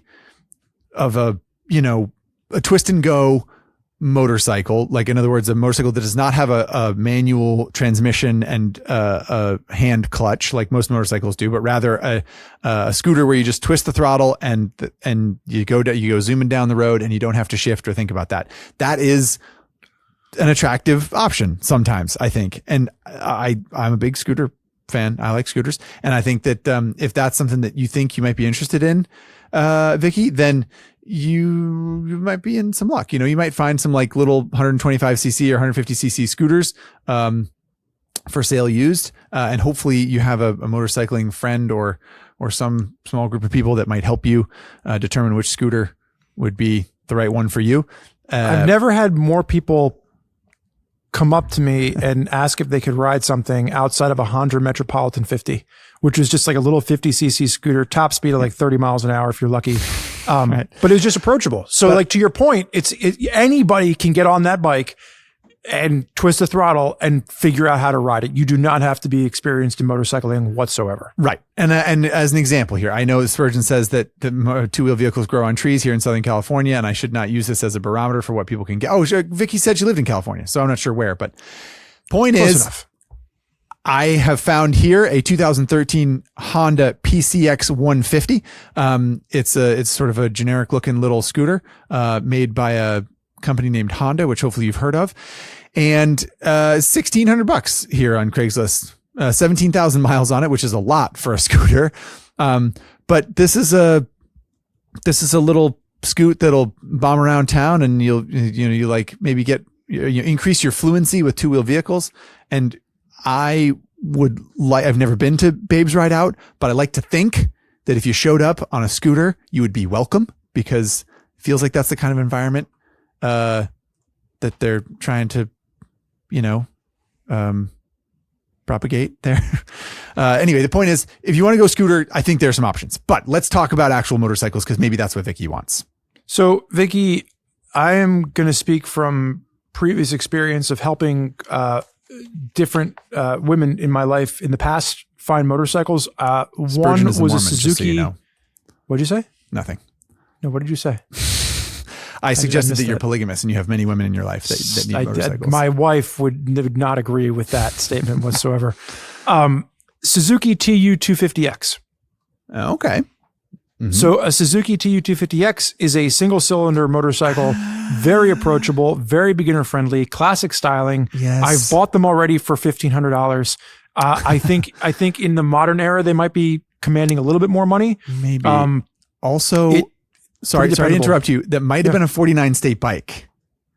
I don't know if they ever actually technically sold them in California. Well, Vicky's from a small town, potentially outside of California. All she has to do is ride it across straight lines. I think she can do it. Okay. I don't know. So no. Okay. That's if fair. that bike's not available in Southern California, then I don't know what to tell you. You're in the wrong state. That's a good option. I think I'm going to go back to, what about a Honda Grom? What about that Honda Grom that you didn't think was good for Ethan? Find one for $1,500. No way. Okay. So you think Honda Groms are too expensive? I think they command too much in the resale market. I don't think you're going to find one for $1,500. Well, I think you might be right, but I'm just trying to we really have to stretch the budget a little bit here. If Vicky can find one for $1,500, I'm all for it. I think a Honda Grom for Vicky would be great. Well, then let's start with what's good for her and let her decide what her budget. Suzuki TU 250X would be a great bike for her. But you're telling me that Southern California won't let her have it. Now that bike was California. Yeah, but they had that bike's been around for like 20 years. Okay, on touch. So maybe they had some in Southern California before. Would you recommend that over a Honda CB300? Yes. Wow. It's a little bit of a lower seat height, a little bit less power, not as sporty looking. I think it's probably going to fall a bit more into like the lifestyle kind of aesthetic that maybe Vicky's into with the Babes Ride Out Instagram page. All right. Well, maybe. What if, all right, so let's play your game and we're going to give Vicky more imaginary Monopoly money. And so you're going to recommend a Grom for her and I'll let you do that. But what about a Royal Enfield Meteor 350? It's heavy. It is heavy. It's heavy. It's heavy, but it's also got a low seat height. Yep. Low seat height and chug-a-lug engine and relatively easy to, learn how to ride. And if you're, it's a pretty simple machine. So, if you're interested in learning how to work on bikes, then it's not a bad place to start also. If Vicky got a good price on one there, and really seemed like the right way to go, then I could support that. But I don't know that is if you're going to find a cheaper one of those, then you're going to find a Honda Grom. I know Groms are desirable, but I don't know. What do you think? So I'm going to throw out a model playing completely by Vicky's rules. Okay. And I think this might be a little bit big for her. 5'5", 115 pounds, 28-inch inseam. Honda Shadow VLX 600 is a bike that you can get for under $1,500. Had a low seat height, relatively approachable, but I think it's going to be a big bike for Vicky. It's a bigger bike. If it was anybody else looking for a beginner motorcycle, I think of finding a used Shadow VLX 600, great option. I mean, honestly, I'm just going to pat your shoulder a little bit here, Spurg, and say any Honda Shadow, almost any Honda Shadow from the past 30 years, within reason, like they're low seat height, they're fairly approachable, they're reliable, people like them. There's a whole bunch of like VT 750s and different varios. Like there's the Ace and the, what is it? There's like I forget what the other ones are called, but anyway, there's like Arrow, there's an Arrow, whatever. There's a bunch of different like sort of models, but those would be affordable and low. The seat height would be low, but it's going to be a big bike. Same problem as the Royal Enfield for sure. You know, I was also thinking about the bike that I got before I chopped it all up to make it less of a cruiser was a Kawasaki 440 LTD. I just think that I think we're getting into an era of like getting back into like the early 80s, and Vicky has no wrenching experience. She's willing to learn, but the last thing I want to do is recommend a bike that actually needs wrenching. Yes. And this is like an Ari Henning mantra, right? Like get a motorcycle that runs first and then get a motorcycle that you want to work on, because you want to actually be able to go out there and ride it. And I just think getting something that old is going to be a crapshoot. Yep. But I think KZ440, small parallel twin, low seat height, kind of a cruiser style, approachable, super approachable, even for Vicky's size. Yeah. I don't know. I think if you can find it in Southern California, Suzuki TU250X is probably my number one happy medium of everything we're talking about here. Yeah. I mean, I don't think you're wrong.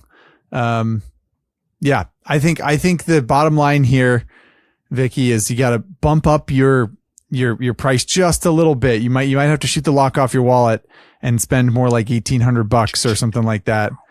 And but if you do that, there are probably some options. I think you'll have to decide if you could swing a leg over a cruiser, a Honda Cruiser, like a Honda Shadow from the early 2000s, and see if you think that's viable. If it feels huge and cumbersome and heavy, then yes, like look for that TU250X that Spurgeon talked about, or the Honda CB300 or a CBR 250 or something like that. Those are like low, small, reasonable bikes, and you just have to kind of like pick and choose. But I would err on the side of getting something newer rather than like you're going to see 1977 Suzuki 2-stroke 250 and you're going to be like, oh my God, it looks so cool. The pipes are so chrome. But don't get that bike. How did we miss the Honda Shadow 250? Oh, you mean Rebel 250? Yeah, I'm sorry, Rebel 250. Rebel 250. Yeah. Like you can find like we rode those in Southern California, so I know they're in Southern California. Lemmy and I did a video on those years ago when the new Rebel came out, and we actually compared the old Rebel against the new Rebel. Right. I think that's a bike that would fit Vicky very well. It's not going to be intimidating. They've got to be in abundance in Southern California for, maybe she'd have to stretch up to like $1,800, $2,000, if not $1,500. Right. Like I found one here for $1,100. It doesn't look like it's in great shape. So again, I think that out of everything we've talked about so far, that might be the way to go. I'll just add one quick thing there, because you made a good point about this. V-Star 250. Also very approachable, very small. That's the Yamaha, right? It's a Yamaha. It's like the Rebel 250, but it's a V-twin. Isn't the Rebel 250 a parallel twin? Yes. I think it is. The V-Star 250 is a V-twin. Looks cool. Sounds very cool in my opinion for a little cruiser. And also got to be pretty plentiful, I think. I don't know. They probably made 1,004 of them, 1,000,004 rather.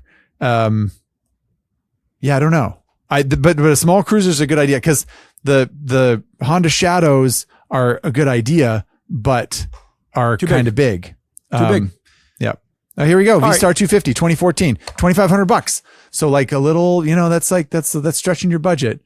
Or just negotiate, Vicky. Walk in with $1,200 in cash. And then when they're like, get the fuck out, you can be like, all right, you bent my arm. Here's my extra $300, $1,500. And then all of a sudden your negotiating skills have won you a motorcycle. This person lives in Las Vegas with this V-Star 250.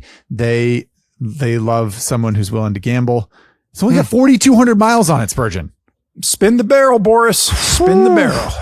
All right. Okay. Vicky, right. if you took nothing else away from the ramblings of Zach and myself, know that you do not need your own motorcycle to learn. For anyone out there listening to this podcast, if you are motorcycle curious and you are not sure where to start, look up motorcycle education programs in your state. Almost every state, if not all states, have one. In Pennsylvania, it's free. Because our motorcycle registration dollars pay for the MSF program here. Wow. So if you live in PA, you can sign up for free. They give you a motorcycle. You can even borrow a helmet and they teach you how to ride. But I think in Southern California, you and I were at that Honda training facility. And I think it was like $350, $400 for a weekend.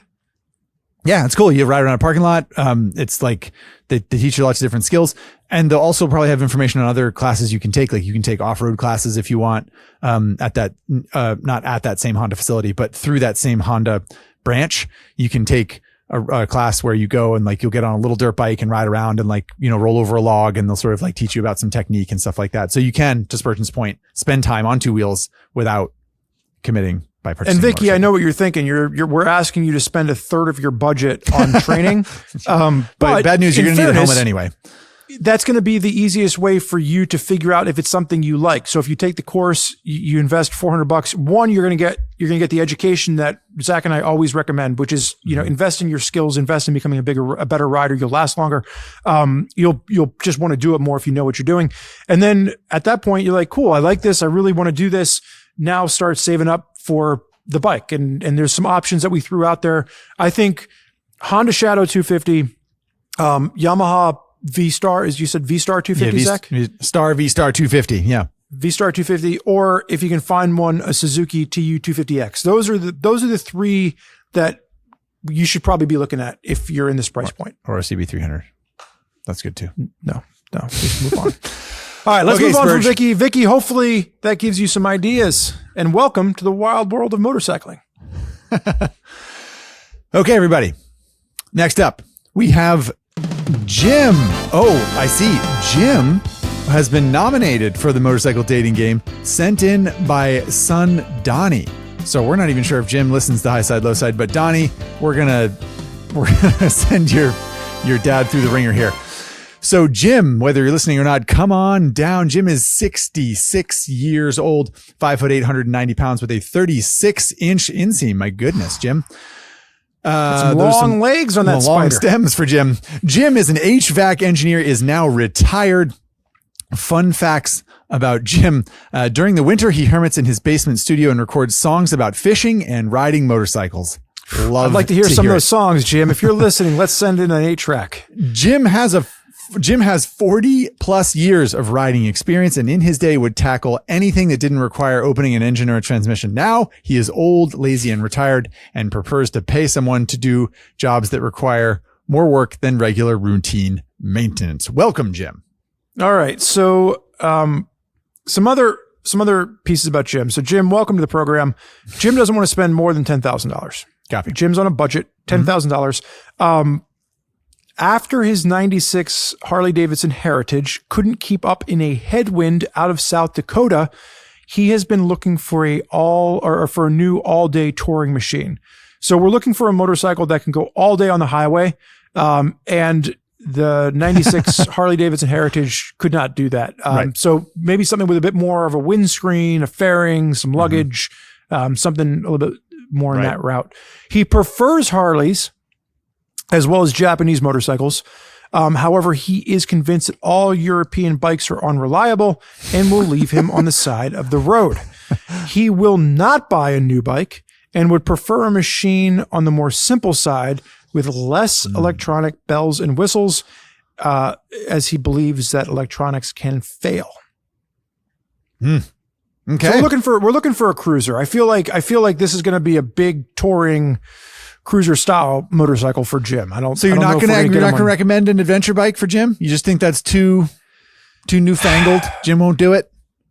I mean, I think with a 36-inch inseam, Jim's one of the few contestants on the program today that could throw his leg over any bike we recommend in the adventure world and not have a problem touching the ground. That's right. Plus 4 decades of riding experience. Nothing's going to intimidate Jim.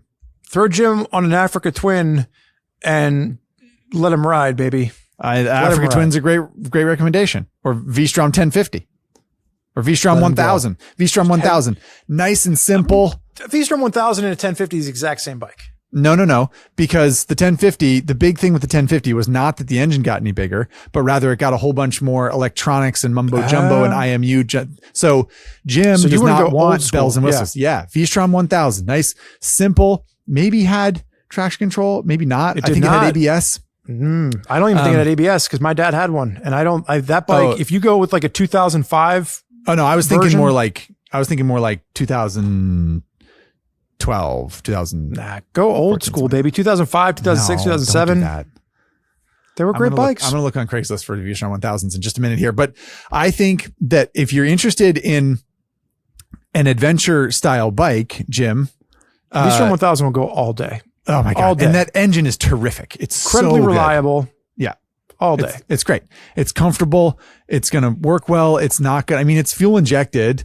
And it's got disc brakes, but aside from that, there's basically no technology. Honestly, man, like laced into that bike. My dad's was an 05, and if he wouldn't have crashed it, that bike would still be running. Like, I honestly, you could probably find one of those for like $3,000 to $5,000 and spend the other $3,000 to $5,000, cruising highways out of South Dakota, Yeah.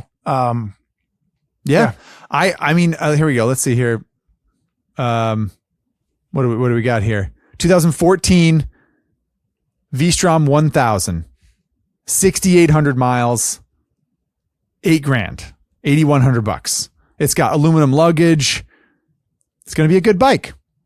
You're not going to want to look at it. Don't make eye contact. It's very ugly. It looks like a giant bug. But boy, is that a good motorcycle. Okay, so if here's a 2009 Suzuki V-Strom 1000 for $3,200 with 19,000 miles on it. Or you could go with the one I just found, 2006 V-Strom 1000, 47,000 miles for $2,000. Don't buy that bike, Jim. 2007 full luggage complement and tall touring screen, brand new tires, 8,000 miles. $4,900. I tell you. Okay. So you can get a V-Strom 1000 if you want to, Jim. That's an awfully reliable, awfully good motorcycle. But let's assume that ADV is not what Jim wants. Jim doesn't want a newfangled Adventuro thingy. He wants an American V-twin or a Japanese motorcycle that is, more in the cruiser style. Spurge, what do you have to say about that? I think Jim is going to have a hard time finding an American V-twin motorcycle sub $10,000. Yes. It's going to give him the long haul touring capability that he wants, along with the dependability that he seeks. So my recommendation for Jim is the Kawasaki 1700 line. Either a Vulcan 1700 Voyager or a Vulcan 1700 Vaquero. I had a buddy who I used to ride with in Tennessee all the time, had a Vaquero, had stupid miles on it. Like so many freaking miles on that motorcycle. And it was incredibly reliable and dependable. But why a Vaquero or a a Voyager instead of like a Goldwing?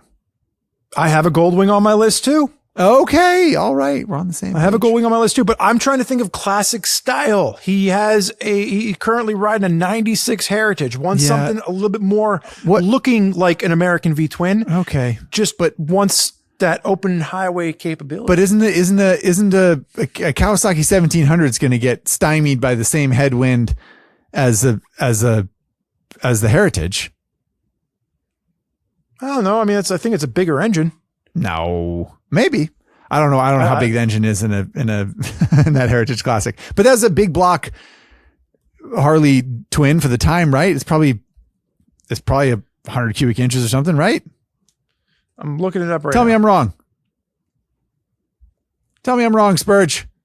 It's a 1300 cc displacement. Okay, all right. So that was a little bit bigger. I don't know. 58 horsepower. I don't know how that converts over to the Vaquero. I just think from a power standpoint, from a touring capability standpoint, like that big 1700 engine from Cowie is probably going to stomp his 96 Heritage Softail. All right. I'm briefly and vaguely familiar with the Vaquero and that line. I don't think that's a bad call out. I just think the Goldwing is just like such a. And I guess if you wanted to go, like, what about the Goldwing's going to have the bells and whistles. It's that he true. doesn't Okay, want. I was just thinking that. So what about your Valkyrie or something like that? Yeah, I'm not opposed to that. Big flat six. Then you got your Honda Valkyrie. That's the big Goldwing engine, but a more simplistic. Like less wind protection, less fairings, less plastic. Alonzo Bowden loves them. And Season finale. Exactly. Season 8, season finale. And what Alonzo loves should be loved by all. So should you, Jim. Right. 100 horsepower, big engine. Yeah. I like Honda Valkyrie a lot as a pick. And I bet you can get one for less than 10 grand, right? Yeah. What do you think? I just worry about the fact that, I think that might be a little bit too niche. I mean, again, like he wants reliability. It's a good pick. Try to find one, that's in decent shape for under $10,000. That might be a little bit harder to do. I just did a quick search here for Vulcan 1700s, and you can find them all day long for under $10,000 in great shape. So, okay. I got something for you. What about an Indian Scout? touring? No, that's not a touring motorcycle. Well, you can put a windscreen on it. It's just uncomfortable. The dude has a 36-inch inseam. His legs are 9 feet long. I don't know what 36 inches. The Indian converts Scout to. was just one of the most uncomfortable bikes as a taller rider. And I know he's only 5'8", so it's not like he's tall, but he's got a long inseam. Like, I just think he's going to be scrunched up on that, and that's just too small. It's not going to be comfortable. I disagree. I think that's a peach of a bike. Every time I ride an Indian Scout, I think I'm talking standard Scout. I'm not talking Scout Bobber or That's what I'm talking about too. I did not like it. I thought the suspension was very good. The uncomfortable. seat's nice and low. It's like a American V-twin look. It's got its own kind of style. It's got plenty of power. Brakes are I was on good. for 30 minutes and I couldn't wait to trade it back.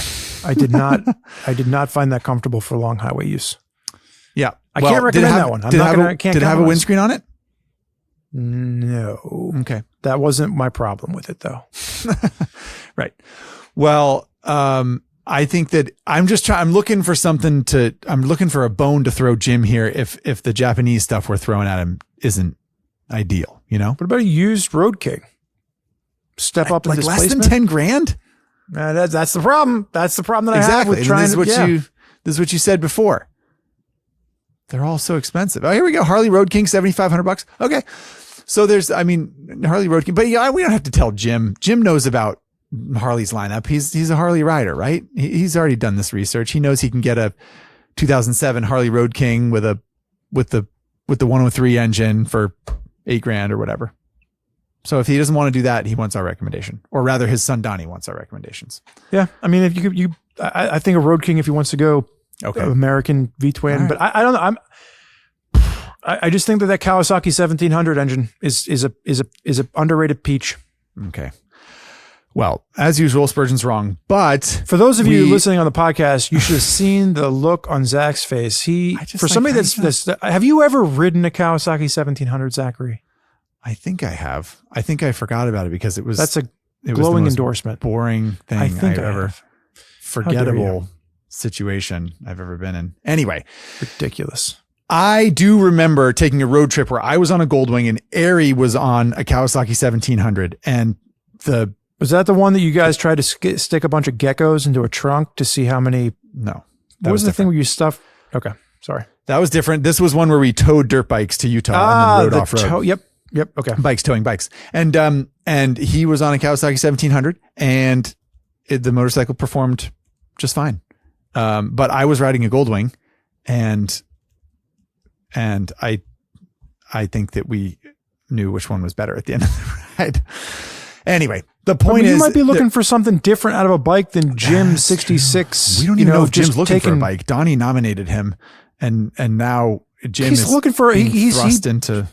No, he's looking for an all-day touring machine because he needs to get back out there across South Dakota. Right, he needs to go show that headwind to his boss. You're right. Okay, so quick synopsis here: we have the Kawasaki 1700 that Spurgeon recommended, which is undoubtedly a motorcycle that Kawasaki made.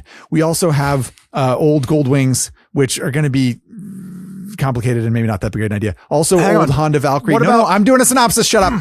So there's the Honda Valkyrie, which is the Goldwing engine, a little bit more simple. And then what year Goldwing are you recommending?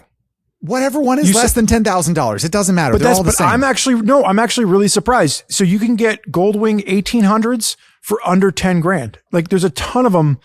Like that could be the bike, man. Like a 2008, 2010 Goldwing 1800. Did it go to 2010? Yeah, definitely. Mid 2000s Goldwing they're sub $10,000 at this point. No. I think the Valkyrie might be the bike, because then you get the Goldwing engine, but you get the classic style. You get this more of like a heritage. It's the Goldwing heritage Softail, if you will. I don't know.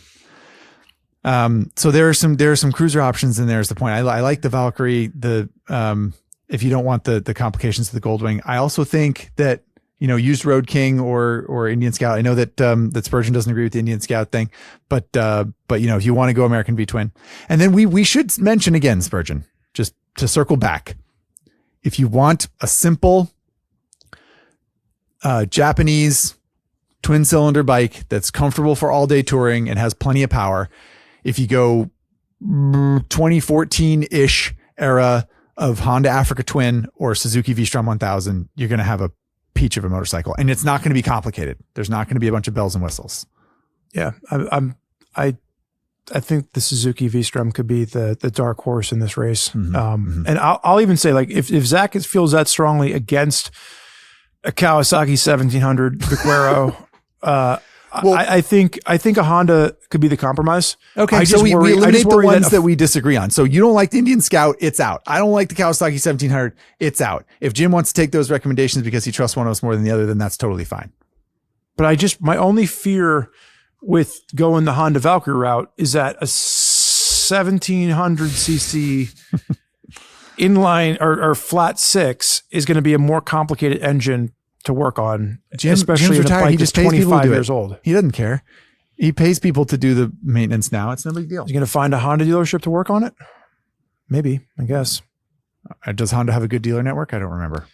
They have a great dealer network, but a lot of dealerships aren't working on bikes that are more than 10, 15 years old at this point.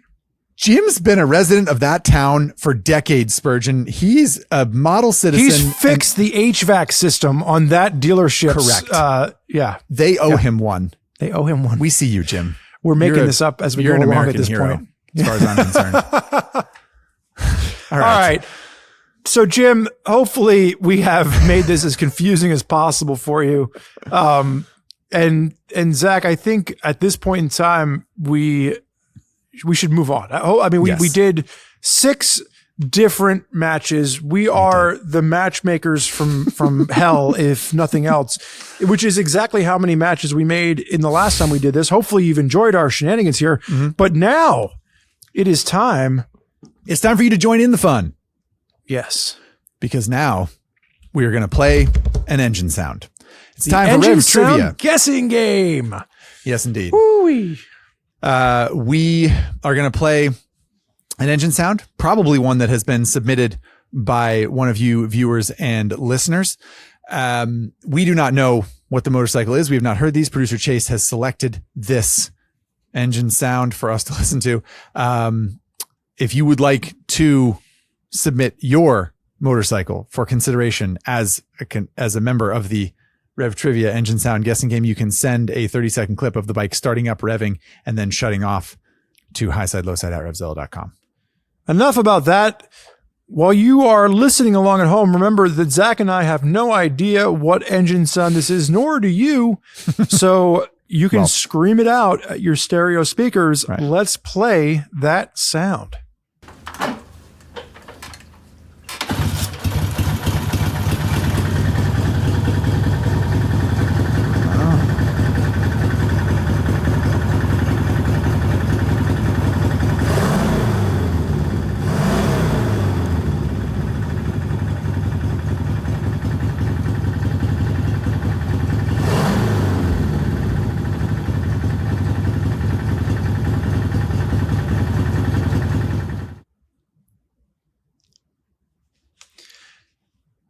All right.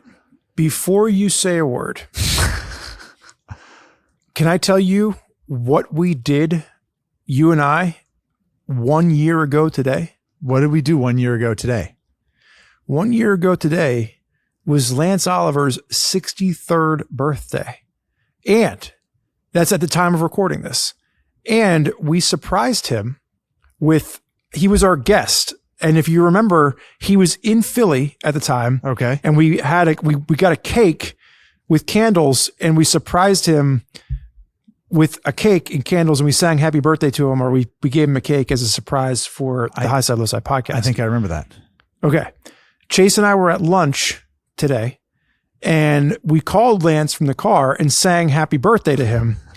And he was all grumbly, as Lance often is. I don't remember my birthday. Stop it. Don't draw attention to me, in his curmudgeon-y voice.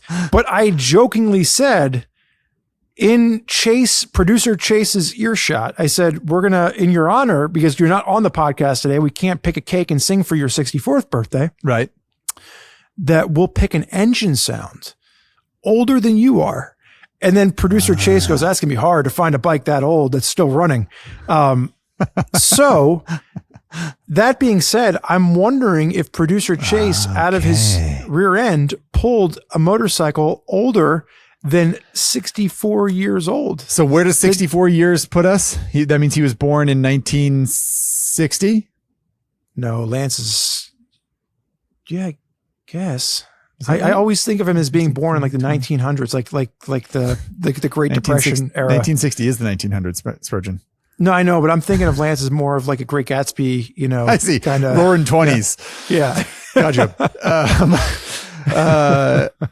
So if he was born in 1960.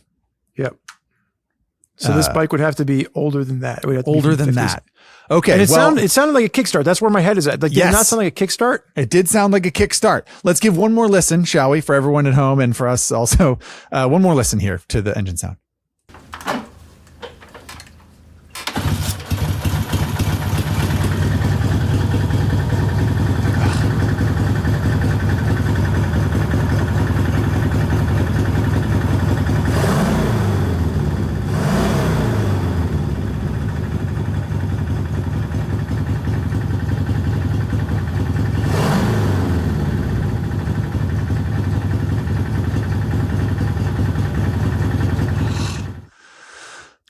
Yeah, man. If you're listening, the telltale sign there is the kicker in the beginning. That was a kickstart motorcycle. It definitely, I mean, it sounds old for other reasons too. Like when the throttle is applied, like when it revs, you can hear the sort of like, which is the sound of like carburetors. You can hear the intake sort of like snort as the air is sucked into the cylinders. Well, I mean, we'll start with the basics. How many cylinders are you hearing, Spurge? It's a V-twin. It's a V-twin, he says. Ugh. Okay, maybe. I was thinking parallel twin. You think? It just sounds so smooth. It sounds so kind of like. Really? It doesn't sound lopey to you? It does sound a little bit lopey. It sounds a little lopey. I don't know, man. I need a hint. I think it has two cylinders, but I'm pretty lost on this one.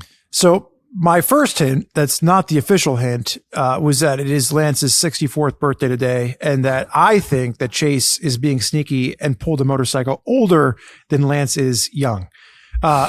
However, we're not going to find out any of that with the first hint, but we will find out that I'm wrong and Zach is right. It is a parallel twin.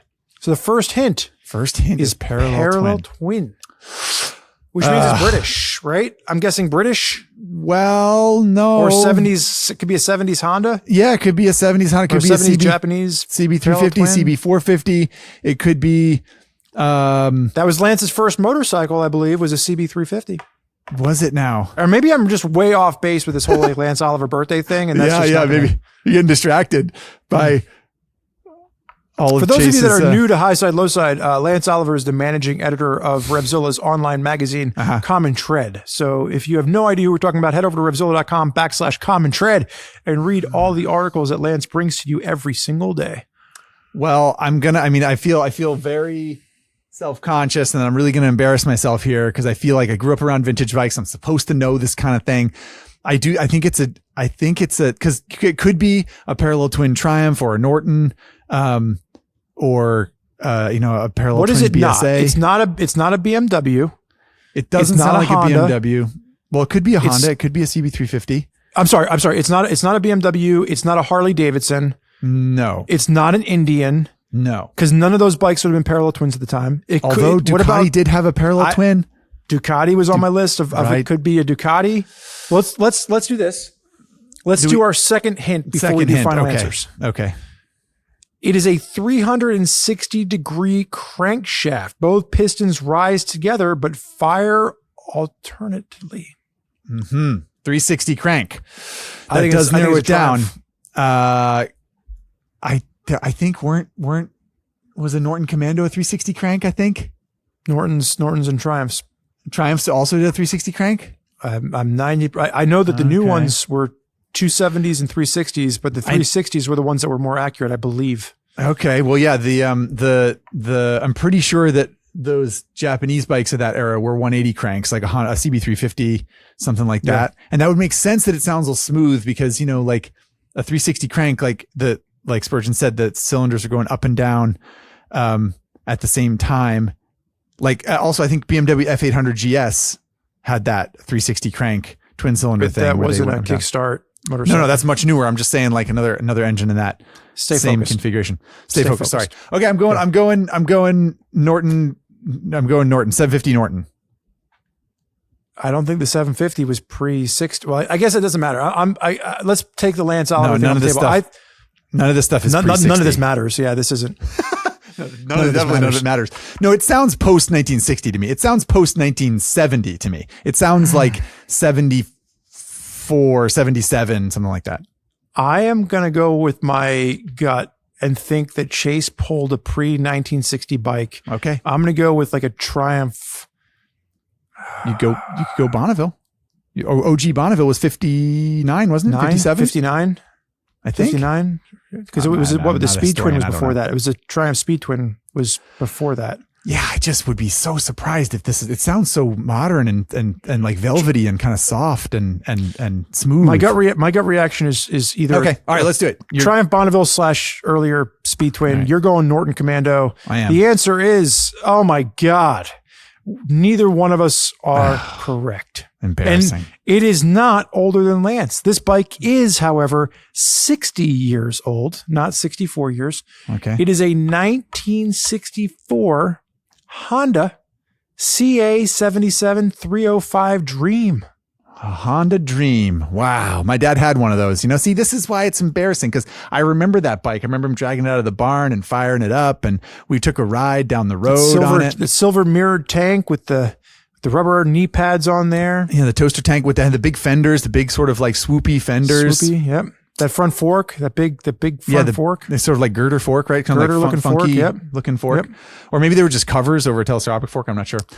Anyway, well, that's 1964 Honda 305 Dream. You know what? Producer Chase stumped us.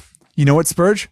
It's not older than Lance at 64 years old, but it's a 1964 on Lance's 64th birthday. Oh! He's always thinking. Producer Chase. He's always trying to get us. He's always tying it together. Anyway, Michael, thank you for sending us in a engine sound of your personal 1964 Honda 305 Dream. Thank you for helping us play the game. Some fun notes on Honda's bike.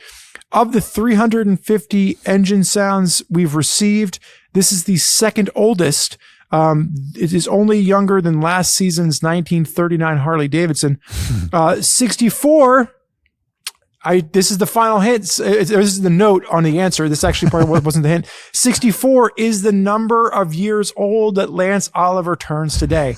So producer Chase was that wily fox was tying in Lance Oliver's birthday. Lance, if you're listening, we love you and we're glad that you're still with us. Well, yeah. Even if I had guessed, even if I had been thinking about bikes from 1964, I don't think I would have gotten that bike. I wouldn't have either. Say. Yeah. No, I was outside of the Honda at that point. I was. Yeah, I didn't think that they had 360 cranks back then. So I learned something today, and I had fun being stumped. So thank you so much. Was it Michael who sent that in? Michael. Yeah. Thank you so much. That was great. I had a lot of fun. I hate being wrong, but that was a good time. Okay, moving on. T-shirt winner? To the T-shirt winner. This episode's winner comes in from username. How do you win a T-shirt? Oh, I was going to do that after. But you want to do it before? Oh. We can do it before. You win a T-shirt by leaving an Apple Podcast review. That helps with our distribution of the show and makes us feel good. So you can go over to the Apple Podcast platform, leave a review. We'll pick one that we think is particularly interesting, engaging, funny, or perhaps even interesting, if I said that already. Fun fact, while we ask for you to do this on Apple, they are currently the only platform that you can leave a review on. Spotify, through the app on your phone, you can't do it on your desktop. You can leave stars now. You can't actually write anything out. Okay. But we would ask you, if you don't mind, we can't give you a T-shirt for it, but if you're on Spotify and you're listening, if you could just drop a 5-star like on there, sure, it would help us. And that would mean a lot. And if you don't think our podcast deserves 5 stars, then just wait until a day that you do, and then go do it then. Keep listening. Exactly. And downloading. And hopefully we'll change. We'll get there. We'll get there one day. This episode's T-shirt winner is Graphic Dick Signer, who wrote in and said, as someone who at 63 years of age is relatively new to motorcycling, I really appreciate the information presented in an entertaining, friendly, and digestible manner. Thank you so very much. I have only one request. Oftentimes, you guys get really excited about a topic. The acronyms and model numbers without a manufacturer start flying. Please remember that some of your listeners are new to this world and we get lost pretty quickly. Otherwise, this is a terrific podcast. I look forward to continuing my motorcycle education with Zack and Spurg. Well, this is apropos this episode, Spurg. We always try, Graphic Deck Signer, to give a little bit of a back, we were doing this the entire episode. We were throwing out, CB 300s and, CB 1100s and, DL 1000s and all kinds of crazy stuff. And we tried to sit and stop and explain. And you're right. Sometimes we get excited and we're just lobbing stuff back and forth. But Zack and I try to keep each other honest. We try to slow each other down. Mm-hmm. And like Zack mentioned earlier, our editor, Matt, does a really good job of putting pictures of all of the motorcycles in line with our conversation up on YouTube. So even if you listen to it via podcast, but then you want to go back and see pictures of the bikes that we talked about and you don't want to do the research yourself, you can scrub the speed, do it at 2x, turn the volume off so you don't have to listen to us, and you can see the pictures of all the bikes that we talked about throughout the podcast. And we do that as a little bit of an extra for you in case you are new to this and you want to see visually the bikes that we're referring to. Sure. And Matt works awfully hard on that. So if you have any interest, please do take us up on that because, it's useful. Okay, Spurge. Next up is the Highside, Lowside comment of the episode. Why don't you take this one? Just before we do that, Yeah, sure, of course. just a shout back out to Graphic Designer. We want to give you your t-shirt. So thank you for your review. Just shoot us an email to highsidelowside@RevZilla.com. We just need your mailing address and your preferred shirt size, and we will get you a shirt size. We'll get you a t-shirt in your desired size out in the mail. Indeedly do. So the Highside Lowside comment came in via email from Melissa. Melissa says, "New rider here. I've been my fiance's backpack for almost 3 years. I'm 40 years old and I recently got my motorcycle endorsement in March. And I had absolutely shout out to Melissa for getting her motorcycle endorsement at 40 years old and joining the fold. Then got a 2020 Yamaha MT-03 in April, took a curve too quickly and panic braked, then high-sided. She still hasn't taken that curve again yet, but have done many that are exactly like it. My biggest fear is getting out onto the highway though. So my question is, besides quote unquote just doing it, how would you suggest to build confidence with getting on the freeway and or building confidence in general? I've taken the MSF course.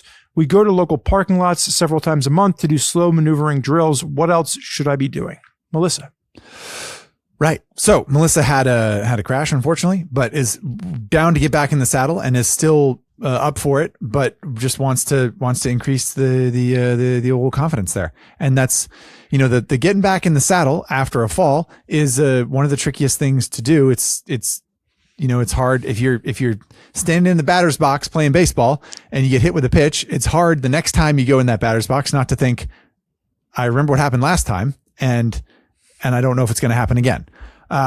With motorcycling, Great obviously, analogy. we feel Great like, analogy. that's the way it can feel, right? It can feel random. Yeah. It can feel like, I'm just going to end up on the ground and not really know why.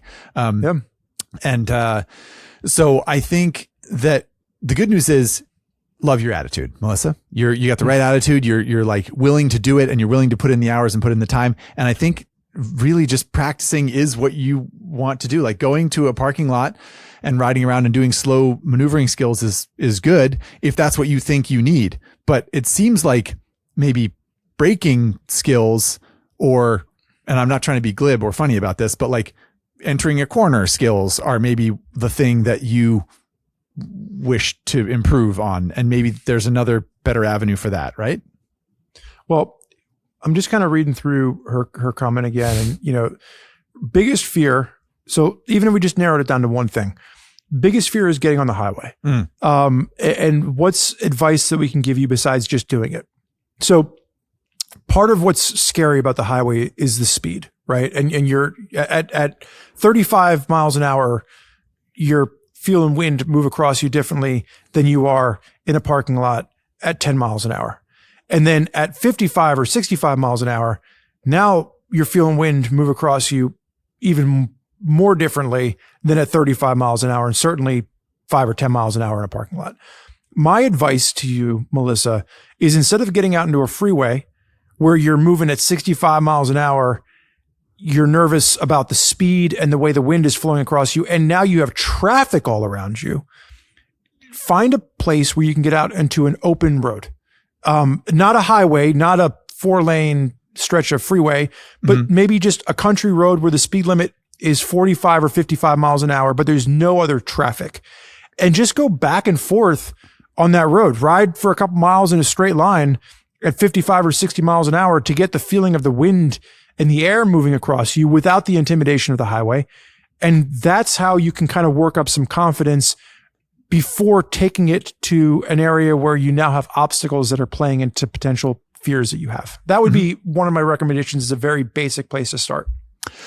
I like that. Yeah. A very, very uncrowded road of whatever type, with a high-ish speed limit so that you can experiment with that without having any cars around. I think that's good advice. I might take it a step further, Spurge. I know this is a predictable thing for Zach, the track day rat, to say, but what about a track day? Go to a track day and ride around on a closed circuit. You're not going to have any cars.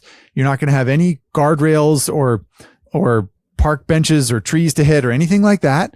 And you can experiment with the performance of your bike.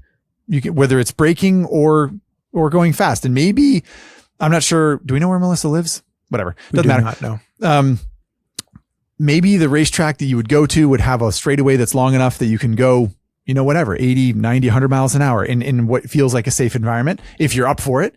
And then I think if you did that, if you went, 80 or 90 miles an hour or so, at some point, I feel like then when you got back on the road, you might feel like, oh, wow, this feels really calm and slow now that I've gone fast. And that sort of, juxtaposing those two experiences might help you feel more confident in going slower. Plus, track day is a great place to learn how to go into corners and not panic brake, as you put it, but learn how to use the brakes on the motorcycle in a way that is efficient and really slows the bike down quickly, but you can do so confidently. And in that situation, if you go too fast into a corner and you can't slow down and you go off the outside of the track, like I said, you're not going to hit anything because you're going to be in a closed circuit where it's safe.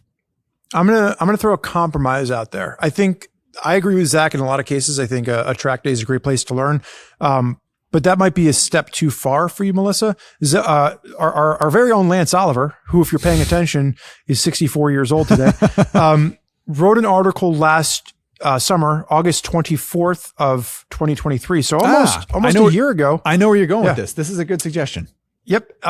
Ken Condon runs a school called Riding in the Zone Training, and Lance went up and took it. It's an advanced street rider training done with non-sport bikes on a racetrack. So it's not like going to a track day where you're going out there and you're actually trying to be a little bit faster.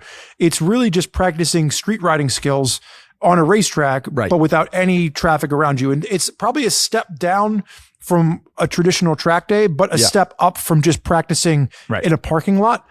So depending on where you live, if you can find a similar course, you can look up Lance's article is Advanced Street Rider Training, breaks down the obstacles to getting instruction, getting on the track. Great title, Lance. Really just, kept it tight. Rolls off the tongue. And the course is Ken Condon's Riding in the Zone training courses. Yeah. You could also look up Yamaha. What's the Yamaha Champ School? Yamaha Champ School has some online courses you can take. I think a non-sport bike track day is a good idea. There are also some organizations that I know of that do small bike only track days. So there's no big fast bikes. It's only vintage bikes and bikes under maybe 500 cc's or something like that. So that's something you could look for too. It might be a less intimidating environment and a place that you can feel sort of confident in practicing without being having to feel like you need to go racing or whatever. I think, Melissa, though, you bring up a good point in the fact that MSF courses are a great starting point, but getting beyond the parking lot is something that a lot of people struggle with. It's one thing to learn how to ride a bike around a parking lot and learn the basics. And that's really where MSF excels. But then taking it out onto the road, onto the freeway where you've got pedestrians, you've got cars, you've got other traffic, you've got all different things that you're paying attention to, can be a bit intimidating. And all we would ask is that you stick with it. And maybe some of these ideas that we threw out there will help, even if it's just as basic as going out to an open country road and just feeling the motorcycle at 55 miles an hour without obstacles around you before trying to make a jump onto a 4-lane freeway. So Melissa, congratulations on getting your motorcycle license. And, we hope that we hear from you a couple seasons from now and you're, excelling at it. Indeed. Right on, everybody. Well, thank you so much for your Apple podcast review and your free T-shirt there, and of course, Melissa, for your Highside Lowside comment, and all of the dating game contestants who joined the program today: Stefan, Peter, Luke, Ethan, Vicky, and Jim. We so appreciate your listenership, or in Jim's case, your son's listenership. And I had a blast doing this, Spurge. I always do. So if we had to think of one thing that you wanted the riding audience out there to remember, other than the fact that it's Lance Oliver's birthday today, what would you want that one thing to be? What's my big takeaway moment here? Is that what you're asking me, Spurge? That's what I'm asking. Here's what I'd like to know. You asked me, would I put my son on a motorcycle at 8 years old? And I gave you an answer, and I, bad friend that I am, didn't ask you the same. So I want to circle back to that. Would you, or are you, what's the age at which Mini Spurge is going to get on a motorcycle? Do you know yet? I've been thinking a lot about your dad's comments about bicycling And like, I think that starting off with, the push pedalless bikes and getting the balance going.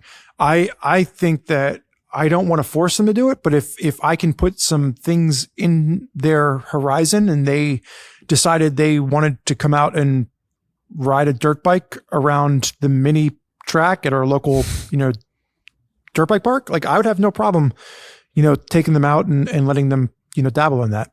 Okay. All right. I don't know if I'd be sticking them on a competitive course right away, but right. I think, riding a motorcycle isn't something that I'm adverse to. And, Nicole and I have had that conversation. I think she kind of is okay with that. Although I will say those conversations all happened before we had the baby. I was playing with the baby the other day and I dunked its toes gently in a pond. And I thought she was going to murder me. She's like, what? You're going to have the infection in the toes and now they're going to die. Let's go inside and hose it down. And I'm like, it's a pond. Like I dunked its toes. So I don't know, maybe now that we have the baby here, she'll fight me a little bit harder when it comes to putting it on two wheels. Yeah. No, sentiments can change sometimes. That's fair. All right, man. Well, that's what I wanted to know.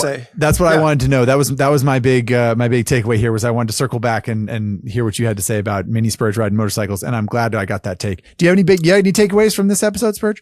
My only big takeaway is having listened to the previous episode on the motorcycle dating game and then filming another one with you right now. I like doing these and it's interesting to get our perspective on what would work for people. I would love if anyone out there is one of these personas, give us an update, whether it's from Motorcycle Dating Game, the first one, the second one, maybe in a couple of months after you listen to this and you all go out and buy the same motorcycles that Zach and I recommend, you come back and you tell us that we're correct.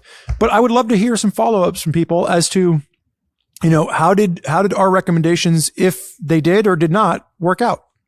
Right. I agree. That's great. That's great. Great way to end it.